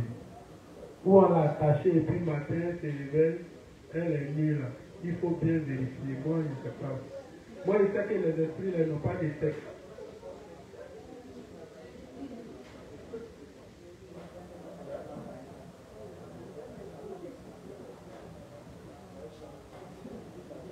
Bonsoir les frères. Bonsoir la jeune. Inspecteur, pour moi, ce n'est pas une préoccupation. Oui. Pendant l'enseignement hier, comme ça, vous avez dit que quand les boissons d'aujourd'hui, quand on finit de les consommer, on a vraiment une forte envie d'aller avec une personne de sexe opposé. Et j'ai eu à balancer sur le Face récemment une histoire dans ce sens-là. Voilà, de quelqu'un qui était en train de demander de l'aide, elle a exposé sa situation, elle demandait de l'aide par rapport à ce qui s'est passé. Et voici en réalité ce qui était arrivé. Elle est sortie avec son copain pour aller dans un bar, ils ont passé du temps ensemble. Son copain était accompagné de son ami. Et quand ils ont fini, le jeune l'a accompagné, je pense, c'est ça dans la maison, mais ce n'est pas un endroit voilà, où elle devait rester. Et quand il est parti, finalement, il est sorti avec la fille. Bon, je veux dire, elle est sortie, ils ont eu des rapports. Quand elle a fini d'avoir des rapports avec son copain, elle a eu des rapports avec l'ami de son copain. Et quand elle a fini ça, le lendemain, elle s'est réveillée, elle s'est rendue compte de ce qu'elle venait de faire. Et le jeune, lui, qui était conscient de ce qui se passait, la fille a commencé carrément à le dégoûter. Voilà, il ne voulait plus rien entendre d'elle. Et elle demandait pardon parce qu'elle ne voulait pas le perdre. Elle demandait vraiment de l'aide. Donc, franchement, en disant ça, et ce n'était pas la première fois que j'avais entendu un tel témoignage. Ce n'était pas la première fois, ce n'était pas la deuxième fois que j'ai lu, ou du moins que j'ai eu affaire à ce genre de témoignage, où les gens partageaient leur expérience, parce que sous l'effet de l'alcool, ils se sont retrouvés en train de faire ce qu'en temps normal, ils ne pouvaient pas faire. Donc là, quand j'étais en train de parler, personnellement, ça ouvrait mon esprit. Et puis en même temps, je me suis dit, ah, l'alcool, c'est quel aliment qui peut emmener quelqu'un d'intelligent comme Jacob à aller sortir avec sa belle-sœur pensant que c'était sa femme, c'est-à-dire sa fiancée pour laquelle il a travaillé pendant 7 ans. Le jour où il va profiter, où il va devoir prendre sa femme, ce jour-là, à cause de l'alcool, il va épouser, ou du moins il va avec sa belle-sœur. L'alcool, c'est quel aliment? C'est-à-dire que c'est le seul aliment au monde qui peut mettre une personne intelligente comme Noé. C'est vrai, on a parlé de l'aspect spirituel de beaucoup de choses. Mais déjà même, franchement, c'est quelque chose de vraiment, il faut respecter ça. C'est un aliment qu'il faut vraiment respecter. Donc, il y a quand on est en train de parler, quelque part, ça ouvert mon esprit. Et vous avez dit que vous n'avez pas parlé seulement de l'alcool. Il se trouve que même les aliments aujourd'hui que nous vendons, c'est comme si les gènes qui se trouvent dans les aliments là, leur objectif, c'est de réveiller le désir sexuel. Et pendant la voie, l'a dit que même les chiens, leurs vaccins, leurs aliments qu'on leur donne là, quand ils voient l'homme, eux-mêmes en tant qu'animal, c'est-à-dire qu'ils sont excités. Donc, c'était juste une parenthèse, voilà, pour partager. Voilà, un témoignage. Ok, donc on a compris, on va respecter l'alcool. On va respecter.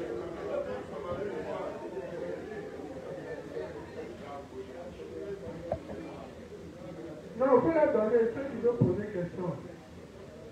Ah, où met la question? Il y a une question. La personne dit quoi? Céline Lajus. Bonsoir inspecteur, bonsoir les saints. Bonsoir Lajus.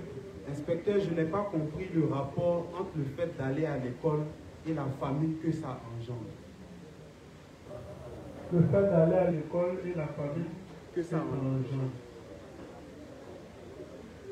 Ok. Bon, je ne sais pas si elle a fait toute sa vie en Europe ou bien elle a comment on appelle ça? Elle a fait une partie de sa vie en Afrique. Voilà, parce que la façon dont les Africains se nourrissent ici, c'est pas la même chose. En Europe, là, les OGM sont beaucoup là-bas. Voilà, donc, du coup, il n'y a pas, comment on appelle ça? Vas-y, elle est en France. Elle est en France, elle a fait toute sa vie en France, non? Je suis en France. Ok. Donc, j'explique. En Afrique, ici, là, notre nourriture, là, c'est pas comme en Europe. Voilà, c'est maintenant qu'ils sont en train de déplacer cette manière de manger de l'Europe en Afrique ici. Parlant des fast-food et autres. C'est vrai qu'en Afrique et en Europe, ils mangent souvent naturel, voilà, ils ont des aliments naturels, mais leur nourriture est beaucoup dominée par la nourriture industrielle.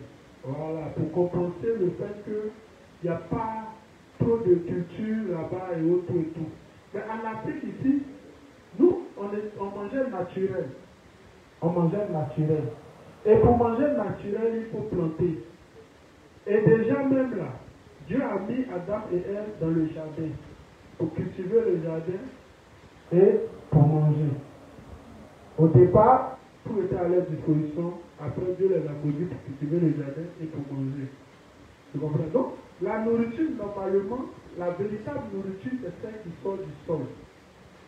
Maintenant, où l'école va poser un problème? Quand tu prends par exemple dans les années, bon, peut-être avant, bon, quand on est tout peut-être, avant les années 90 et autres et tout, comment on appelle ça, l'industrialisation de la nourriture n'était pas encore développée ici. Voilà, les OGM et autres, n'étaient pas encore développés ici. Nous, on mangeait nos bananes naturelles, on mangeait nos riz naturels, on mangeait nos aubergines. En tout cas, tout était naturel ici. Et la plupart des nourritures qui étaient dans les villages pour être acheminées sur Abidjan. Et pour faire ces cultures-là, pour qu'eux-mêmes puissent manger tout le long de l'année et pour qu'ils puissent commercialiser aussi il fallait faire des grands champs. Donc, les parents d'enfants, pour compenser cela, ils faisaient beaucoup d'enfants qui étaient comme des maîtres qualifiés pour produire la nourriture. Comme Oufou l'a dit, il a basé le succès, il a basé l'économie de la Côte d'Ivoire sur l'agriculture. Comprends? Mais depuis un moment, ils ont parlé d'un phénomène à l'école qu'on appelle le phénomène de l'exode rural. L'exode rural, c'est le déplacement massif des jeunes des campagnes vers les grandes villes. Donc, il fallait d'abord construire les grandes villes. Et il fallait attirer le regard de tous ceux qui sont dans les campagnes vers les grandes villes. Et maintenant, quand cette histoire des droits de l'homme est venue avec l'ONU, ils ont demandé à ce qu'on scolarise tous les enfants. Et il arrivait parfois que quand les gens on voyait des images sur Internet où on montrait des enfants porter de gros bagages dans les champs. Et les gens disaient que droit de l'homme, comment on appelle ça? Le droit de l'homme est bafoué. Vous comprenez? Et on a demandé à ce qu'on scolarise tous les enfants. Maintenant, la scolarité, ce n'est pas un problème. Mais les parents d'enfants qui étaient dans les champs, c'était des choses qu'ils transmettaient aux enfants qui étaient proches d'eux. Mais quand ils ont commencé à scolariser les enfants, déjà même là, dans certains villages, ce n'est pas maintenant que l'État est en train de prendre des mesures pour envoyer l'école dans tous les villages. Avant, les enfants pouvaient se déplacer, ils peuvent marcher au moins 7 km à 8 km pour aller à l'école.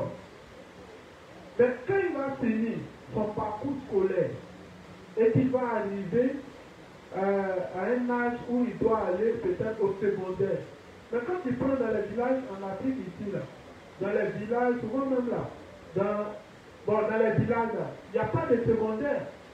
Voilà, c'est maintenant ils sont en train de faire des grands villages, même les grands villages actuellement, mais c'est rare où tu as trouvé les grands villages où il y a le secondaire. Donc du coup, les enfants sont obligés d'aller faire le secondaire en ville. Quand ils font le secondaire en ville, la ville étant éloignée du village, il ne peut pas quitter au village chaque fois venir à l'école en ville, il reste là-bas. Et surtout le long de l'année, le gars il va à l'école. Il a seulement peut-être les vacances pour venir au village.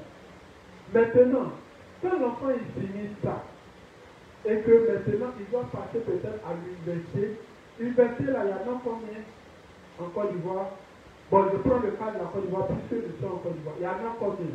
Il y a un à Abidjan, il y a un à Daloa, Boaké, Korogo, avec Mans. Donc imagine tous les autres, comment on appelle ça, villes. Donc si l'enfant a été affecté à l'université, il quitte la ville où il est, il vient à l'université. Et les parents doivent lui envoyer de l'argent. Maintenant, ça fait que l'exode rural a créé un problème. L'exode rural a fait que, avec cette histoire de droits de l'homme, tous les enfants devraient être désormais scolarisés. Mais quand tous les enfants sont scolarisés et que les enfants abandonnent, tout le monde abandonne les campagnes pour venir en ville. Mais où on va trouver la main-d'œuvre pour travailler dans les champs pour produire la nourriture? On ne peut plus en avoir.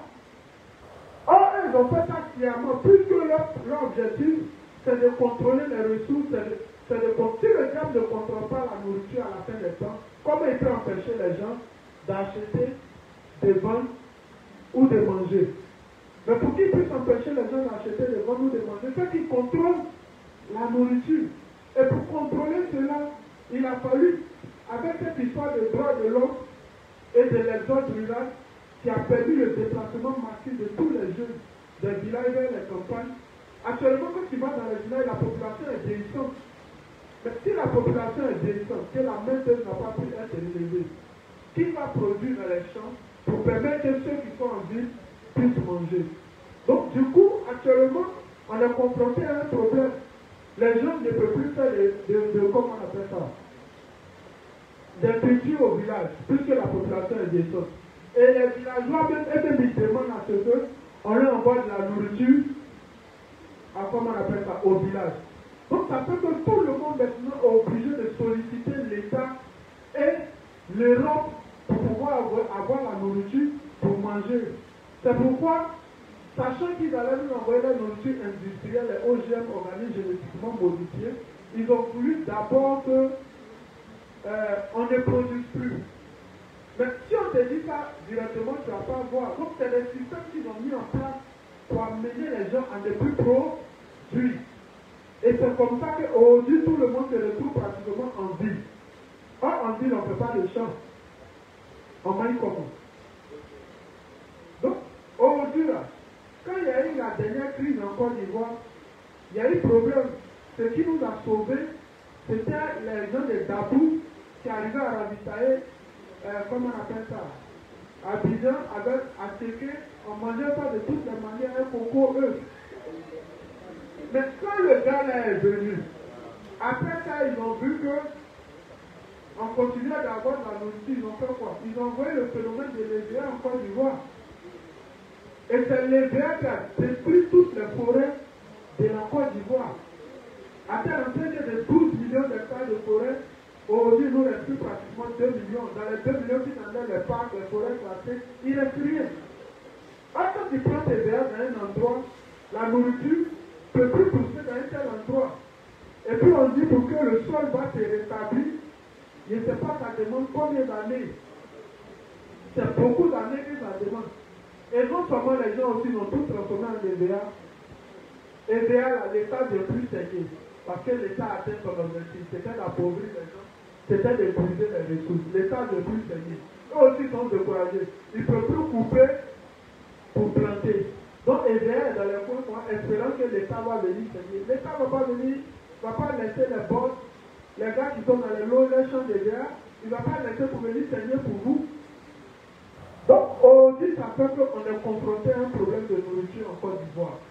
Tout est devenu cher. Parce que le peu qu'ils font, le peu qu'ils continuent de planter, quand ils acheminent ça en ville, c'est tout à fait normal que ça devienne cher. Parce que quand la chose manque, forcément ça devient cher.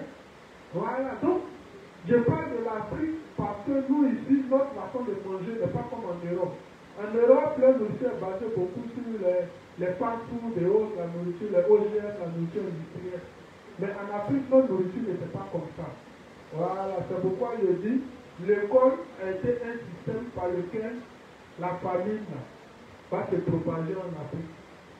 Parce que quand tout le monde va à l'école, il n'y a pas quelqu'un pour planter dans les champs. Tout le monde est venu en ville pour aller à l'école, il n'y a pas quelqu'un pour planter dans les champs. Donc du coup, la nourriture va quitter où? Pour que les gens mangent. Et par anticipation, ils sont en train de mettre les points de fast-food dans toute la Côte d'Ivoire parce que c'est la nourriture du futur. Et si tu n'as pas la puce, si tu n'as pas la puce RFID, tu ne pourras pas entrer dans les supermarchés pour avoir de la nourriture. Voilà. Et ils contrôlent les ressources. Donc voilà un peu quoi. Voilà. Donc c'est le phénomène de l'exode rural qui a créé toutes ces choses et qui a fait qu'aujourd'hui, nous sommes en train d'aboutir à la famille.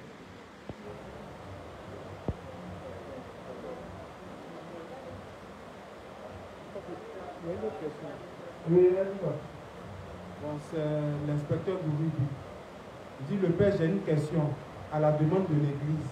Est-ce qu'il n'est pas possible que vous fassiez une dernière semaine pour la gloire du Seigneur et pour la croissance de vos enfants? Va à l'autre côté après et répondre à Bouribi.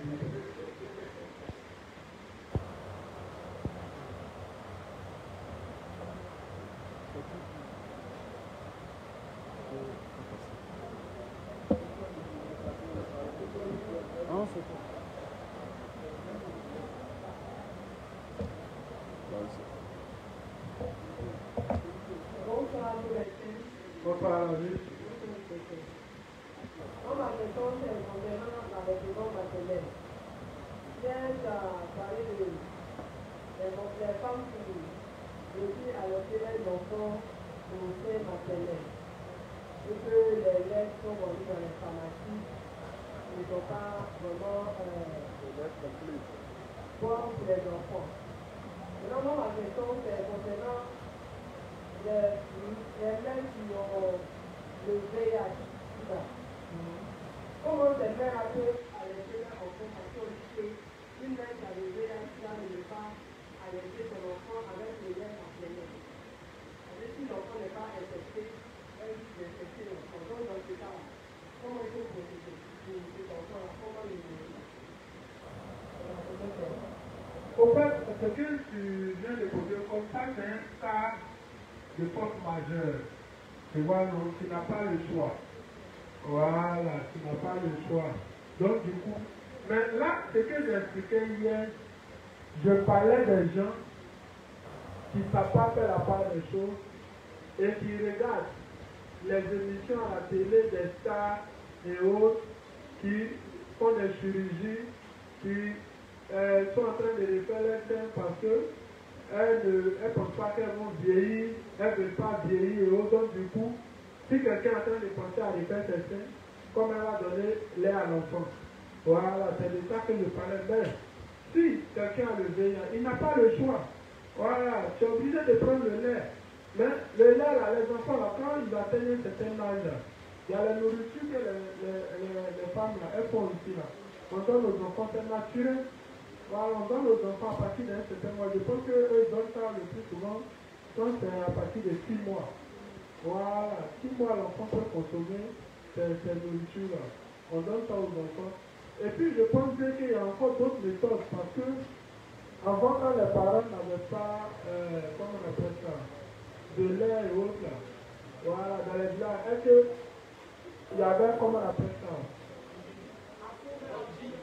est-ce qu'il y avait les laits, est-ce qu'il y avait pharmacie dans ces endroits et autres et tout? Non, mais il y avait des méthodes auxquelles, comment on appelle ça, il y avait des méthodes qu'elles utilisaient pour pouvoir allaiter leurs enfants. Mais le problème, c'est qu'on est venu en ville. On n'a pas le choix.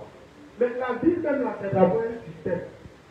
Le problème, c'est que la ville même, là, c'est un système. La vie, c'est un conditionnement.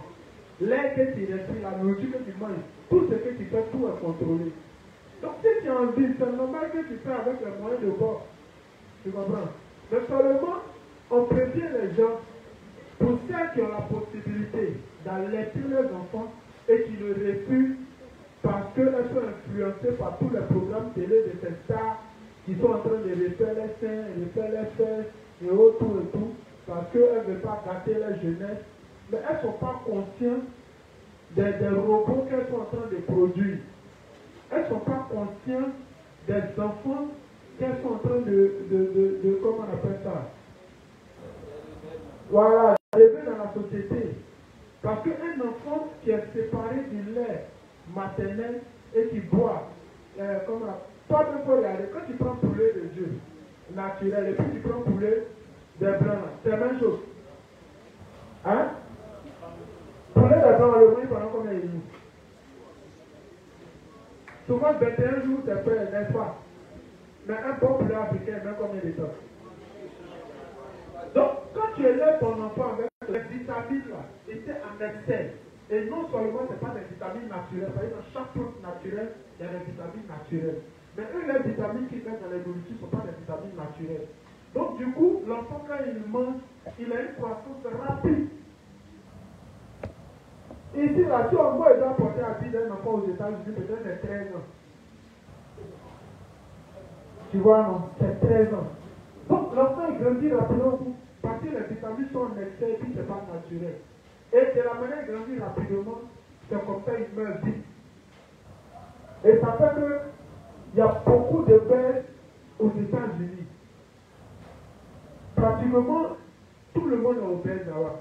C'est pourquoi, pour ceux qui ne veulent pas que les gens deviennent obèses, on met les, comment on appelle ça, les gymnases, partout pour que les gens ils fassent beaucoup de sport. Tous ceux qui ne font pas de sport, ils sont obèses. Tu vois, non? Ah, quelqu'un qui est obèse, il va vite mourir. Tu comprends? Donc, du coup, c'est pour expliquer que les stars, ils ont un objectif à atteindre. Quand l'enfant ne boit pas le lait maternel, c'est un enfant qui ne connaît pas les émotions. C'est-à-dire l'affection qui va le lier à sa maman, à sa famille et autres. Tout ça, il est déconnecté de ça. C'est pourquoi que les enfants ne sont pas trop, comment on appelle ça? C'est-à-dire, L'affection qui doit développer entre frères et sœurs, parents et autres. Ah, ils font ça pour construire le monde de demain. Où un enfant peut regarder sa sœur et puis coucher avec elle. Parce que pour cela, là, il faut développer un certain nombre d'affections. Et toutes ces choses-là sont données par les nourritures de base, qui sont le lait. Mais maintenant, c'est nous-mêmes, on a quoi pour donner le lait là-même. Nous-mêmes, la lait, et déjà même la nourriture que les femmes mangent maintenant, ça fait que la nourriture qu'on mange maintenant, ça fait que beaucoup ont du mal à produire le lait. Parce que la nourriture que les gens mangent, c'est OGM. Tout ce que Dieu a mis là, c'est dans la nature. Une fois que tu sors de la nature, tu manges autre chose, forcément il y aura des perturbations. Et ce qui fait qu'aujourd'hui même, les femmes ne donnent pas de lait.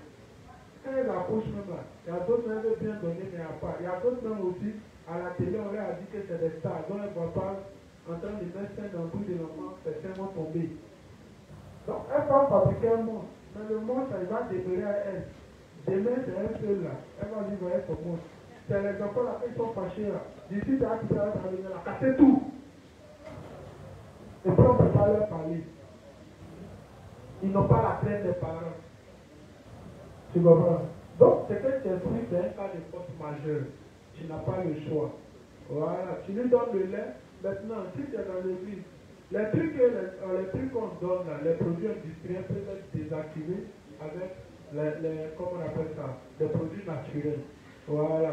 Donc, le poulet de la matrice, poulet industriel, si tu le mets dans la nature, au bout d'un certain temps, il change. Tu comprends, non? Il se réadapte. Tu vois, non?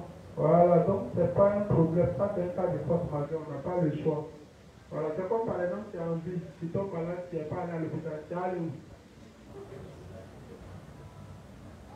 Actuellement, on a encore nos bébés qui sont encore là. Mais quand cette génération-là va passer là, les gens qu'on va passer, toutes ces choses-là, elles doivent inculquer ça aux gens.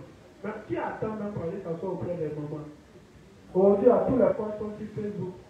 Les mamans là sont en train de mourir. Vous allez apprendre comment on lave les enfants, comment on les masque, comment on soigne toto des bébés, tout ça. Elles ne vont pas apprendre. Demain, elles vont faire enfant pour laver même des problèmes. L'enfant a grandi, il y a beaucoup d'auteurs qui ne continuent pas à apprendre. Mais elles ont tous les codes sur Facebook, les codes qui ne savent rien. Amen.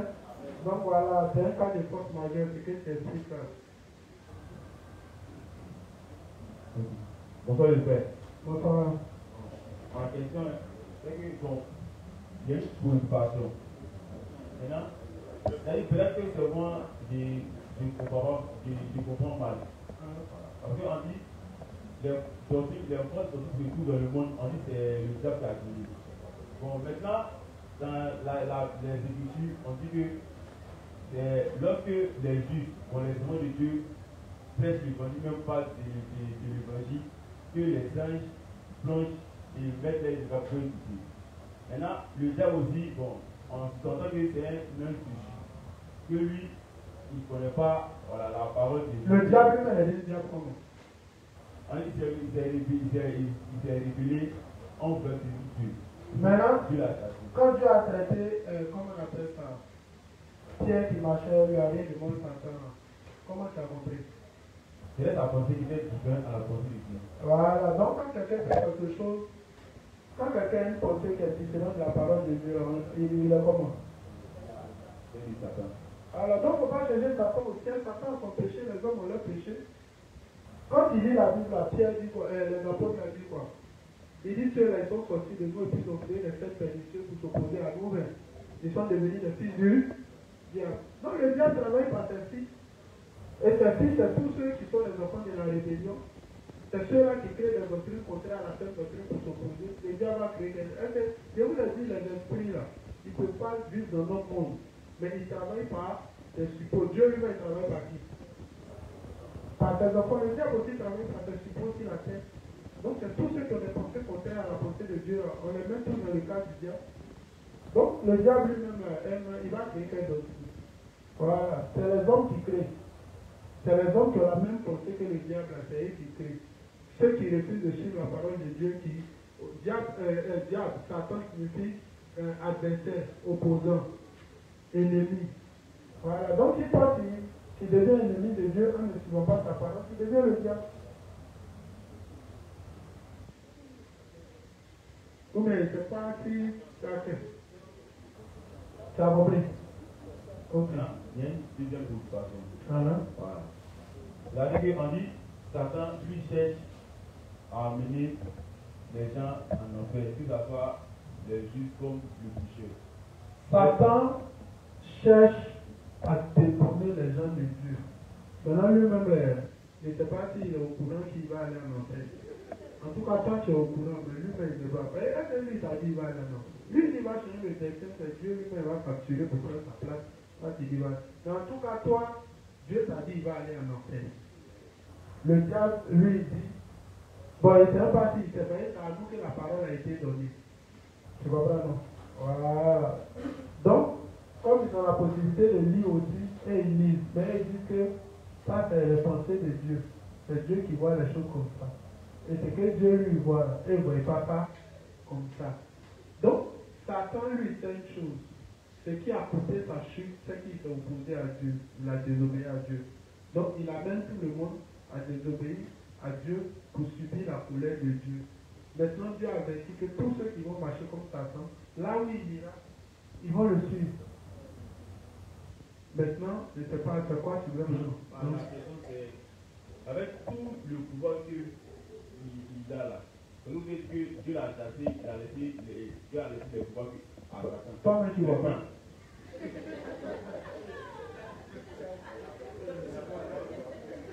Ouais, dis toi-même, tu ne vois pas.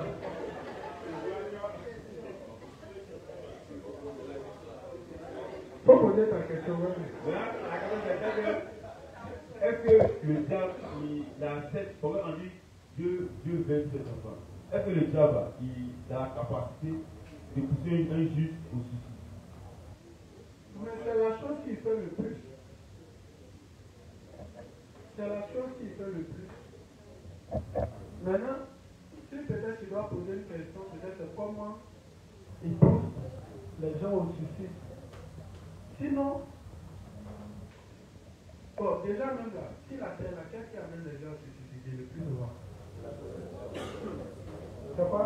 Donc, il y a des raisons qui amènent les gens à se suicider. Manque d'argent. Manque d'argent. Qui a créé l'argent? Donc, quand toi, tu n'as pas l'argent, que tu te suicides là, qui a donné ça? Donne une autre raison. Il y a la faim. Il y a la faim.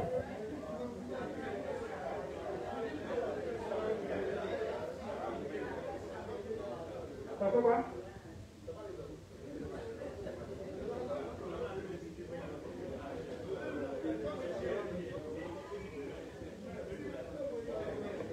La faim. Quoi? Il y a le luxe qui est là. Le luxe.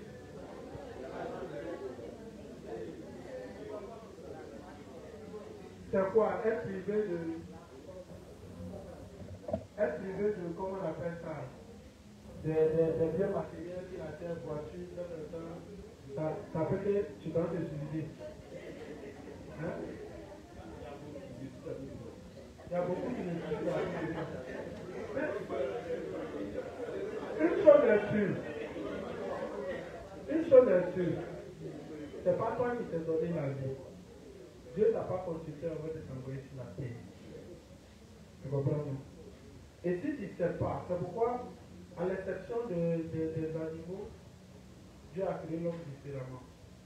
En lui donnant un cerveau, en lui donnant un sens d'analogie pour réfléchir, comparer, choisir, il a toutes les facultés là. Tu comprends?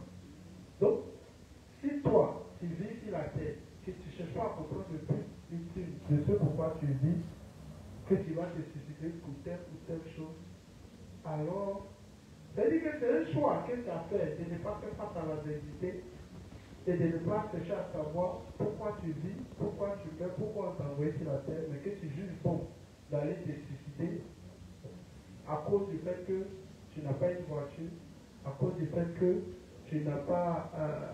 sinon, si ces femmes-là, tout le monde a ça. Peut-être c'est-à-dire que tu vis plus haut. C'est-à-dire que tu veux aller là, tout toi-même tu ne peux pas accrocher ton habit. Voilà, si on dit les femmes, là, le fou, mais il l'offre. Voilà. Même le fou, même il l'offre. Donc, qu'est-ce qui va te susciter pour une telle chose? Alors, c'est un choix que tu as fait. Mais c'est pourquoi Dieu dit aux gens de côtoyer la parole. Pour ne pas prendre des décisions qui vont contre la parole. Dieu dit aux gens de ne pas s'auto-détruire. De ne pas se donner à la mort. Parce que ce n'est pas eux qui se sont donné la vie. Donc, si tu fais une chose contraire à la parole de Dieu, Satan va toujours t'amener à faire une chose qui est contraire à la parole de Dieu. Si tu fais le contraire de ce que la parole dit, en partant de te suicider pour des raisons qui ne sont pas valables. C'est pourquoi Dieu, quand il commence, il dit la chair de ces deux est finie. Et si tu te suicides à cause du manque de la chair, alors c'est Satan qui pourra envoyer de telles pensées. Et si tu meurs, Dieu te jette en enfer. Satan pousse les gens aussi. C'est pourquoi, pour mieux comprendre ça, il faut comprendre le système que Satan met en place pour mieux contrôler les hommes. Comme je l'ai dit, l'argent c'est un système de contrôle. Sinon, on peut fabriquer l'argent et puis partager à tout le monde. Mais si on fabrique l'argent, on partage à tout le monde. Comment on peut les contrôler? Qui va payer quoi chez qui? Tu vois, non? On fait croire aux gens que tout le monde peut avoir l'argent. Pourtant, tout le monde ne peut pas avoir l'argent. C'est une minorité, c'est une majorité qui va avoir.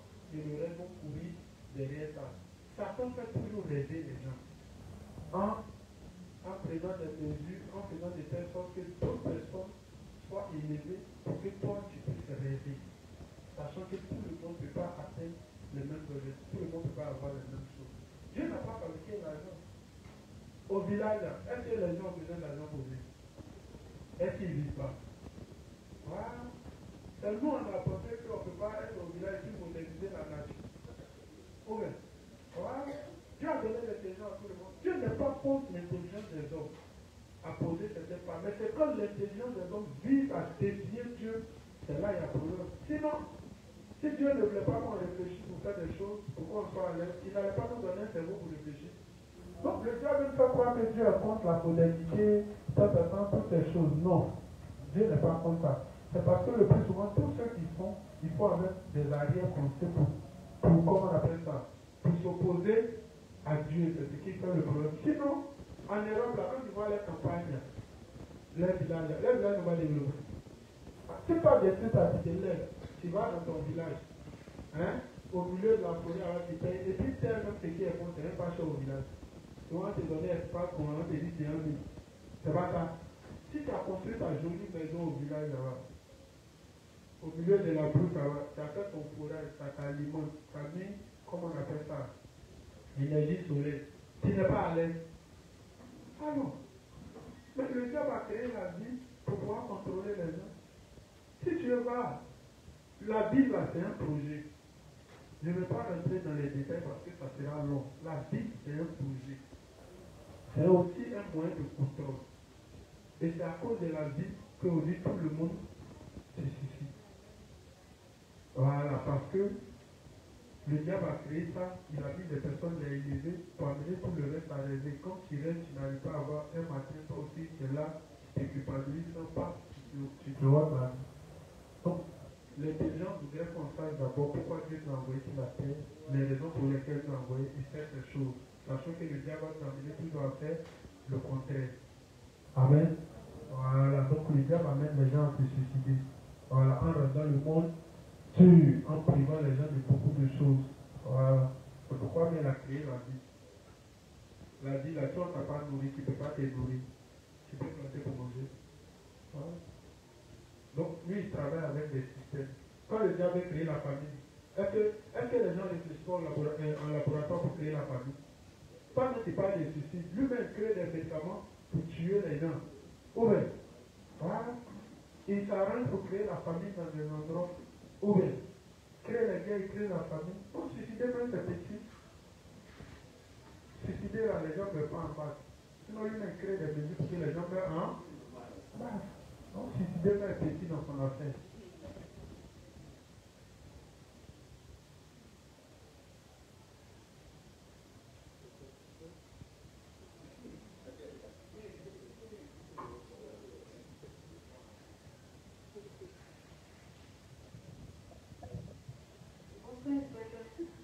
aller. Bon, moi, pour moi, c'est pas. Je ne vais pas poser une question, mais je vais plutôt rendre un témoignage. Aujourd'hui, j'ai appelé deux juges qui ont accouché à Bobo. Maintenant, la première, bon, je lui ai demandé la santé de l'enfant, sa santé, tout ça. Elle m'a dit non, que ça allait. Je lui ai posé la question de savoir si l'enfant n'avait pas un problème. Elle dit si, que l'enfant refuse de traiter. Par contre, elle a beaucoup de lait. Il y a d'autres femmes qui ont fait des enfants, mais elle n'avait pas de lait. Mais la juge, elle a beaucoup de lait à Bibote. L'enfant refuse. Depuis son premier jour jusqu'à une semaine, l'enfant prend du biberon. Voilà, donc je lui ai expliqué en fait le rôle même du biberon. On lui dit comme ça que nos parents nous donnaient à têter. Et puis je lui ai expliqué les bienfaits du lait. Maintenant, je lui ai posé la question de savoir, lorsque l'enfant est sorti, est-ce qu'elle a eu un premier contact avec l'enfant? Parce que généralement, quand les mamans accouchent, on prend l'enfant et puis on met sur la poitrine de la maman, on lui enlève, je ne sais pas, son drap, pour qu'elle puisse être en accord avec l'enfant. Elle dit non, que ça ne s'est pas passé comme ça. Ils sont partis avec l'enfant. Je lui ai dit, bon, après ça, qu'est-ce qui s'est passé? Elle dit non, quand elle voulait allaiter l'enfant, les sages-femmes m'ont dit que l'enfant avait déjà mangé. Et qu'on a à l'enfant du lait, elle-même, elle a mangé quoi? Elle dit qu'elle a mangé de la chicken. Je dis, mais c'est pas normal. Quand tu accouches, on te fait une bouillie légère pour que tu bois, ou bien, je ne sais pas, des soupes légères pour que tu bois. Elle dit donc, depuis lors, l'enfant refuse de tester. Donc, je lui ai dit comme ça de prier. Et puis de prier pour l'enfant, de lui donner le lait, parce que c'est ce que l'enfant doit prendre.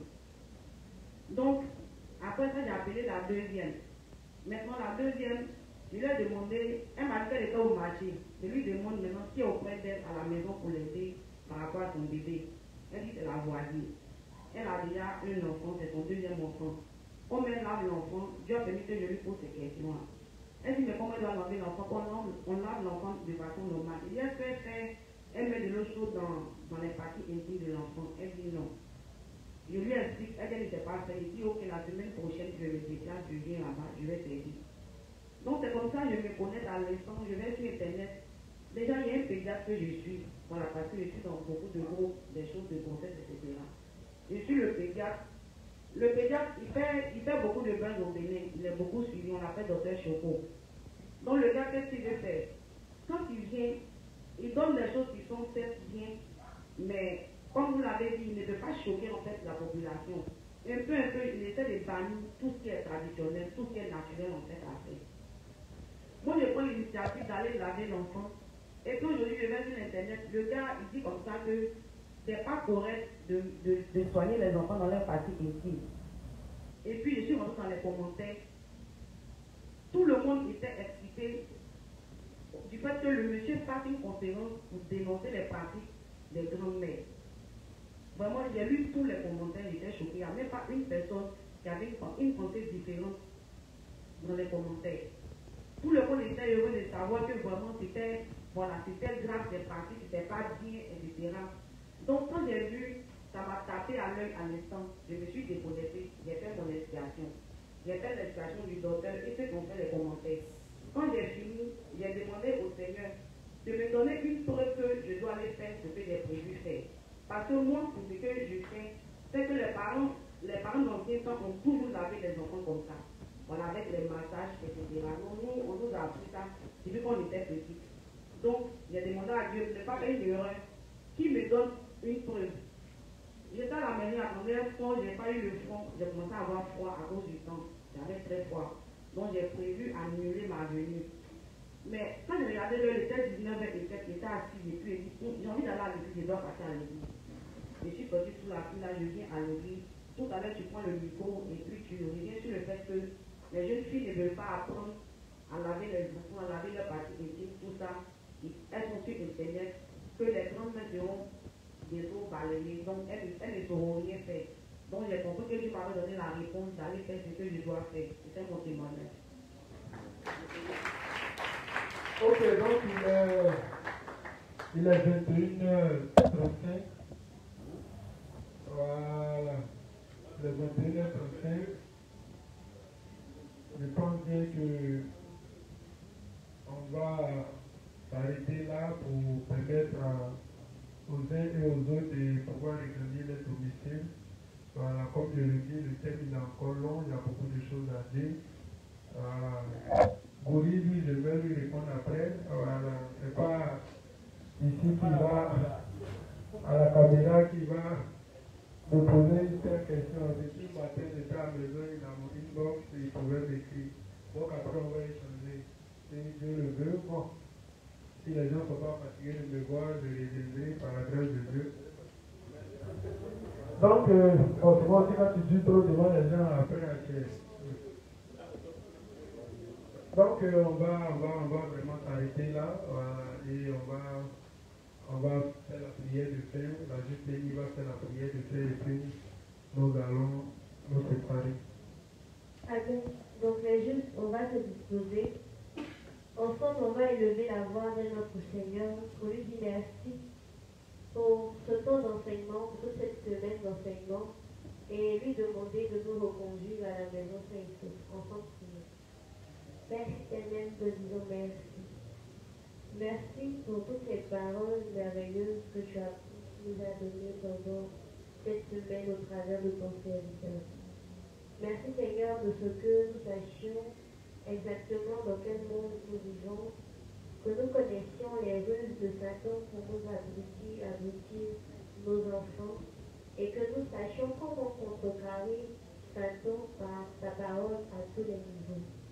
Merci de ce que nous gardions cette parole fortement dans nos cœurs et que cela porte du fruit dans nos vies de foi. Merci de m'accompagner chaque personne ici présente à la maison saine et sauve.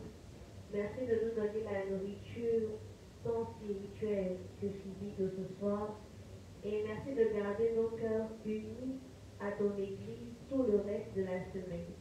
C'est au nom de ton Fils Jésus-Christ que nous avons prié.